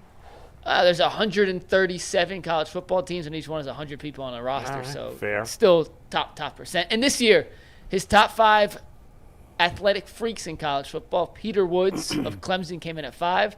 Amari Washington in Oregon came in at number 4. Nick Harbor, South Carolina, 3. Caden Proctor, the offensive tackle from Bama, came in at number 2. And Jeremiah Smith, the Ohio State receiver, came in at number 1. Before you get to that, an offensive lineman being number 2, that seems pretty impressive. I'll read you his stats in a sec. And by the way, Peter Woods, defensive tackle. Yeah. Amari Washington, defensive tackle. Nick Harbor, receiver. Caden Proctor, offensive tackle. Jeremiah Smith, I never heard of any of receiver. these guys besides Jeremiah Smith. Jeremiah Smith, in the write-up, these were some of the qualifications that made him the number 1 athletic freak in college football. He benched 225, that's the combine bench, 20 times. He has an 11-foot broad jump, a 38-inch vert. He got up to 23.5 mile per hour on the GPS tracker top speed. And oh yeah, he squats 550 pounds at 6'3 1/4. Are all these 220 numbers pounds. crazy? I don't have a good sense of how crazy they Now, are. Yes. so let's go ahead and give you this. The 225 at 20 as a receiver is crazy. Yeah. If you can do anything 225 over 10 to 12 times as a receiver, that's dope. 20 is insane. Yeah, 11-foot broad jump is very, very, very far. Yeah. A 38-inch vertical is elite. Anywhere from 38 to 42, I say it's elite. 23 miles an hour is moving. Squat, the 750 squat, or excuse me, 550 squat. Is So those really are good all. Would you say the 38-inch vertical is the least impressive of the 5? No, that's almost 40. Okay. So, and plus he's 6'4", so you got to think about it. Yeah. If you like 6'4" and you jump 40 inches, Yeah. that means you and you 225. That's the scariest dude in all of college So he's football. 40 times. To give you Do we context, know? by the way, real quick, 20 at 225 would have been the second most of any receiver at the combine last year. 38-inch vert. Well, that's not. So there's somebody. I think you were going to say second most all time by a receiver. No. I'm saying last year. Okay. I don't have all time. I'm just looking last year. Who was number 1? Anais Smith, who's 5'9", 205. So very different body type. Never heard of. And his He arms went, is he a went little to shorter. A&M. Yeah, he was a Now, built like Doug. Nick Harbor from South Carolina, he's crazy. he's the too. fastest. Yeah. He's the fastest dude in the game. He was a dude, track star. He runs like a 4.1 or something stupid. But the used to play question I track. want to ask you guys. We saw what Jeremiah Smith did on the field as a true freshman last year for Ohio State. You combine that with his recruiting status coming out. He's the number 1 overall recruit. He was the highest graded receiver recruit that the recruiting services had ever evaluated. You saw the production. You know the physical attributes. You know the recruiting background. Earl, what is his ceiling? If Jeremiah Smith reaches the best outcome for his career, how good can this dude be? Man, he gonna end up being the alpha and omega of college football when it's all said and done. Jeremiah Smith might really go down as the best college football player or at least wide receiver that we've ever seen. I think this dude is absolutely scary. I think that he has not even reached his peak yet. I thought what we saw last year as a true freshman was truly just a small sample size of what he's capable of. He's taking this offseason serious. He's worked on his body. He's critiqued his craft, and he's looking to go out there and dominate yet again. I think that when you go and you put all the players that's draft eligible in a pool and you rank your top 100 players, he's first or second in this draft class that just ended. He's probably going to be first overall next year's draft class, and the draft class after that when he's actually eligible to come out. I just think this dude is a flat-out beast, and I think college football has never seen anything like him. It's weird because if you take this and you rewind it 2 years ago, we would have said the same thing about Marvin Harrison. It's the same thing. Maserati Marv. Yeah, right.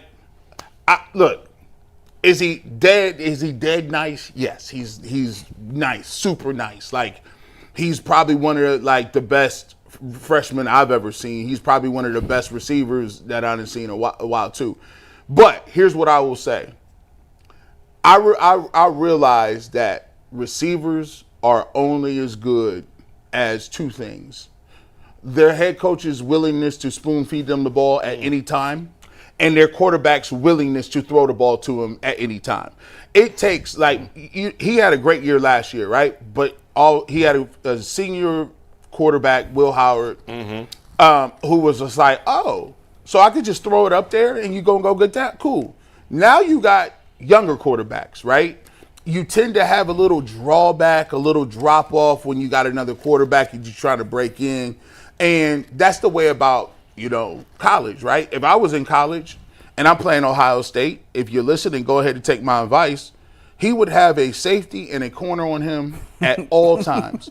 There would never be a time period where anybody was not watching him. He'd have a safety over the top. We had bracket coverage. And I don't care whoever receiver it is, whoever running back it is, y'all going to either have to run the ball or you're going to have to throw the ball to somebody else because he's not going to get the rock. I'm not playing you straight up.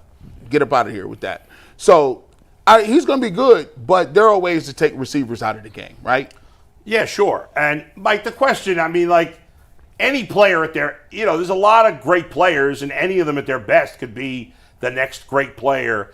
To suggest, as you may, that he's going to be the best player in the NFL based on 1 year at college. I saw Randy Moss. Very, very, silly at this point. I agree. There's so many great players. Listen, me and Mike is probably outside of our mind. Maybe we are letting our fandom and our biases creep in here. But Jeremiah Smith, I can already look at Jeremiah Smith and feel like if he would have came out this year, he would have been the best wide receiver in this draft. He's not draft eligible next year. I think he's going to be the best wide receiver that would possibly be draft eligible next year. I just think that he already has a grown man NFL body, and this dude is 19 years old. I hear you, but and he's only going to get better. Boy, here's the reason that you have some pause. Yeah, it's because you saw Jerry Rice. Yeah, right? I've seen. To me, you saw Peter Ward. I did. I saw Randy Moss. Yeah. Let me tell you something. Moss is an adjective. When you get dunked on, when somebody throw the ball up to you and you go up over a defensive back and take the ball over the top of his head, that's called you got mossed. That's a whole, that's in the dictionary. He is the definition of I'm better than what you are at all times. I think the question you're getting at is a little insulting, and it's unfair to him. You've had so many great wide receivers. Way Bull does the it. guy is obviously a phenomenal talent, but to G's point, he made a great point. We were saying a lot of these same things about Marvin Harrison Jr., and so far, he's been underwhelming in the NFL. I'm not saying Jeremiah Smith's not going to be great. He's probably going to be an excellent wide receiver in the NFL. But to start having a conversation about could he be the best wide receiver ever in the NFL, that's a little silly at this point. You're just a hater.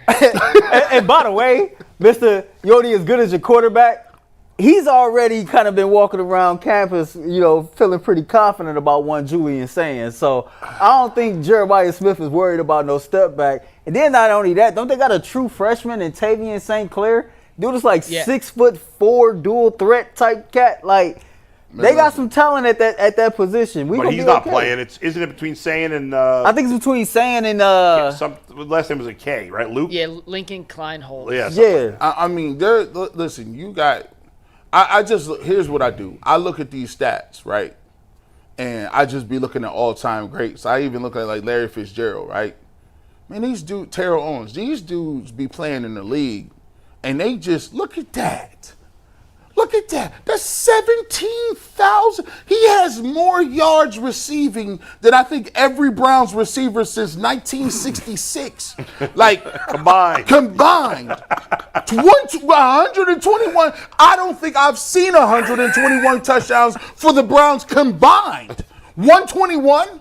I can't have seen. I've been through the 1 and 31. Like, no, this is why I'm saying it's difficult, bro. These dudes, these Terrell Owens, these dudes was getting 1,600 a year.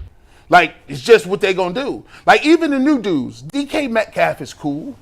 He's cool. Yeah. He not T.O. Like, we got new dudes. Like, you know who we leave out the conversation a lot?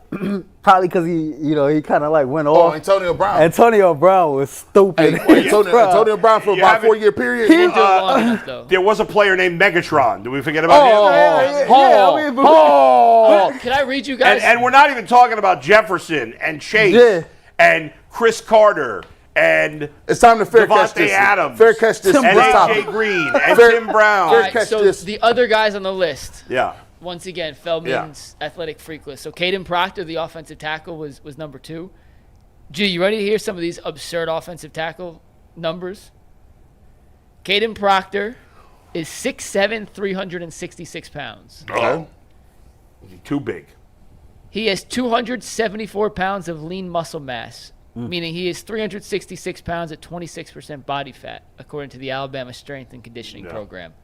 This summer, at 366 pounds, he squatted 815, benched 535, power cleaned 405. And then you ready for this? At 366, he had a 32-inch vertical and broad jumped 9 feet 3 inches. That 32-inch vertical is the same and or more than 5 wide receivers at last year's combine, including Colorado's LeJohntay Wester, who weighed 203 pounds. LeJohntay Wester, a wide receiver. Hey, I'm looking at this dude. I'm looking at this Proctor dude right now. Let me show you this, though. Here's the problem, though. I always keep going. Larry, to me, the most freakish athlete of all time is Larry Allen. Yes. He ran down a grown man at 350 pounds. They used to have the NFL strongman competition. He won it every year. But wait a second, though. The freakiest athlete of all time is I Bo Jackson. I was just about to say, I thought it was Bo Jackson. I know he wasn't as big as Larry Allen, but he gave me an offensive lineman, so I just fair. So yes, Larry Allen. Orlando Pace. Yeah, Orlando Pace. Freak. Big pace. Orlando Pace didn't give up sacks in high school. No sacks. College, no sacks. And Orlando Pace was the only offensive lineman to be in the Heisman Trophy watch. How do you be in the Heisman Trophy watch list as an offensive tackle? That's crazy. Ridiculous. By the way, you got to say athletes. If you want to say athletes, I just watched a Coach Prime. What is your assessment as Deion Sanders as a baseball player? It's interesting that you bring it up because I was just discussing Bo Jackson versus Deion. I feel like we talked about this last week with me, you, and Dustin was on the Did we panel. talk about that? I was talking about, somebody asked me about it off the air, and I was saying Deion was a decent baseball player. Mm-hmm. Like, if he had only done baseball, he probably would have been good. He's better than Delino DeShields? Yes. Okay. You mean Delino DeShields like that was on the Guardians? No, Delino DeShields. Oh, the original Delino DeShields? Yeah. That's a good question. Because where'd you come up with the line on the Shields? Because it's the That comp. was a random ass Because play. it's a comp. I don't, left the hand. line on the Shields was a good He player. was a good player. Like, yeah. Or he probably would have been in that neck of the or woods. Curtis Granderson. Oh man, to me, I think Curtis Granderson is very underrated. I do too. I've always liked Curtis Granderson. I was always sad he never played for the Cubs. But I would take Curtis Granderson. But again, it's hard to say because Deion never just played baseball. Okay, go ahead. But remember, by the way, everybody talks about Deion and Bo Jackson. There was also Brian Jordan. Remember, he played Oh, both also. yeah, for the Braves. Yeah. But I believe that if he had stayed healthy, Bo Jackson could have been a Hall of Famer in baseball or football. Either one. I think he could have been that good at either. And he's the freakiest freak of all time. Certainly Deion is on the list. But I think even Deion said Bo Jackson's the greatest athlete of all time. I mean, Bo Jackson. I've never seen anything like it because Bo had incredible speed, but he also was built like a Mack truck. I mean, that guy was. If you didn't get to see, if you're too young for Bo Jackson, I feel sorry for you. The way he climbed that wall sideways like he was a I billy had goat. never seen anything like that in my life. That was the craziest when thing. you're a man and your feet is like this, He was literally sideways. I'm sideways on the fence. on the warning track. How move this body? It was like he was a superhero. Ah! By the way, Are you serious? I'll tell you, very, very. He's gonna be off the next 3 days because he just Yeah, did all that's that. true. All right, listen. Good point. My hip flexor. Hips out. By the way, I'll tell you, under the radar, it's probably unfair to say he's to the level of Bo Jackson and Deion Sanders. And the younger fans won't know this guy, maybe at all, certainly not well. But an under the radar freak athlete played baseball, Dave Winfield. Oh, Young people don't know Dave Winfield. Dave Winfield got drafted in 3 sports. Yes, he did. 3. Yeah. First round, like Not Dave, first round in all 3, but he for got baseball, drafted. for First round in baseball and got drafted in the NFL and the NBA. University of Minnesota, I believe. Yeah, I That's think you're crazy. right. That's insane. Come on, Dave. Got drafted by all 3. He was, and that was when baseball, he was huge. He had a cannon for an arm. Them old Angels, Dave Winfields. That was yeah. a different Dave Winfield. Me and my brother were going back and talking about some of our favorite college football players just that we remember watching when this topic came up. And, I remember Ricky Williams was, one of the first my college football God. players that really stood out to me. As a kid, Ricky was, crazy. Yeah. Ted Ginn Jr. was ridiculous when he was in college. I'm gonna say when this. he Yeah. ran past you, it was always no-go. It was touchdown every single trip. Reggie Bush was another one. That Reggie Bush run at USC was crazy. I mentioned Peter Ward earlier when I was a kid. Peter Ward, when he was at Florida State, was stupid. It was reverse. Reggie Bush, I remember when Reggie Bush came into the NFL, it was hard to believe. I thought he was going to be the next superstar. Because he was moving fast. He moved faster in a way that nobody had saw. I think he was ahead of his athletes time. look slow. Him in college, his mixtape. When's the last time you gone back and watched Reggie Bush USC tape? Not game tape, but it's just the best highlights. highlight reel ever. He played. I feel like if Reggie Bush played now, he would have been a superstar. Oh, because they would have found time. They would have it was found they a way. didn't know how to use him the right way. They never figured out. By the way, have I told you guys the Ricky Williams baseball story? Have I shared this? No, tell me that. I Yeah. got to tell you a Tim Duncan story, and then we'll get the super chats. Okay. So, Earl, you brought up Ricky Williams. When Ricky Williams was drafted by the Phillies in baseball. And in 1998, he played in A-ball for the Batavia Muck Dogs, which is the team I did play-by-play for. Now, I missed him by 1 year. That's 'cause crazy. I started doing games there in 99, but he was there the year before, and he had led the team in stolen bases, even though he couldn't hit a lick. And I remember talking to some of the players, because there was a couple of players that played with Ricky Williams, and they said they had never seen anything like it because he was such a freak. But Ricky liked the pot too much. The ganja. Yeah. The doja. So, but he could have been. He had potential That in baseball. That Terry bag. Francona always said Michael Jordan could have been a really good baseball Now- player had he stuck. Had he done it his whole life. How I mean, we don't get Yeah. to this. How impressive was the fact that Michael Jordan stopped playing baseball forever? Yeah. Came back and was batting 2-something. How hard is that to do as a regular person? Amazing. I mean, impossible. It was amazing that what he dded, and he was getting better right before he stopped playing. He was starting to really he was like this, and then he started Franconis, because Francona was his manager. He said that if he had just played baseball, he could have been phenomenal. That's amazing. By the way, another under the radar guy who played 2 sports, not at the same time. Did you know that before being a member of the Larry Bird-led Celtics, Danny Ainge, now a GM, played Major League Baseball for the Toronto Blue Jays. That is correct. I did, actually. I've heard him talk about it on a podcast. That's correct. Go ahead, All right. Tim We got some super chats. Yeah. We got a fun overtime topic today, by the way. Today's the 2-year anniversary of Down Goes Anderson. Oh, is it really? So we can't Wow, play it's the been video. 2 years? Yeah, no, we can't play the video on UCSS. Tim Anderson has never been the same. He's like, So we're going to play it out in of baseball overtime, now. and we're going to have some laughs and remember that. Oh, yeah, it was a all-time great moment. Cleveland moment. But couple super chats. First one comes from Morning Coffee, who says, Bull, removing the fear of disappointment is Browns fans mentally. Get happy like Earl and celebrate all the wins, even in preseason. Earl, loving the crown. G, see you at the barbershop. Hey, man, Bull is going to drink the Kool-Aid. Like, all we need is a couple of preseason games, because you know what's going to look like. I'm gonna overreact. My brother talked about my hairstyle so bad yesterday. He got you? Oh, man, he talked so much shit about my hair, man. He was cracking, man. He don't like your hair? He was cracking so. He said, you look like Auntie Pearl. What made you change your hair, Earl? What made you decide to do it like My that? hair still is. I just wanted a different style. I always wear the 2-strand twist down. I just wanted something different. I told you. I mean, but it's a big difference. No, bro. But it'll be out. He'll have his dreads back next week. Right? Listen, I told you. He said, you over here looking like Auntie Pearl. What the hell you do to your? I told you we work around too many white people. And they confused. They was confused. Jason Lloyd didn't know what he said. What? What do you mean he was confused? Is it a religious holiday, or is this?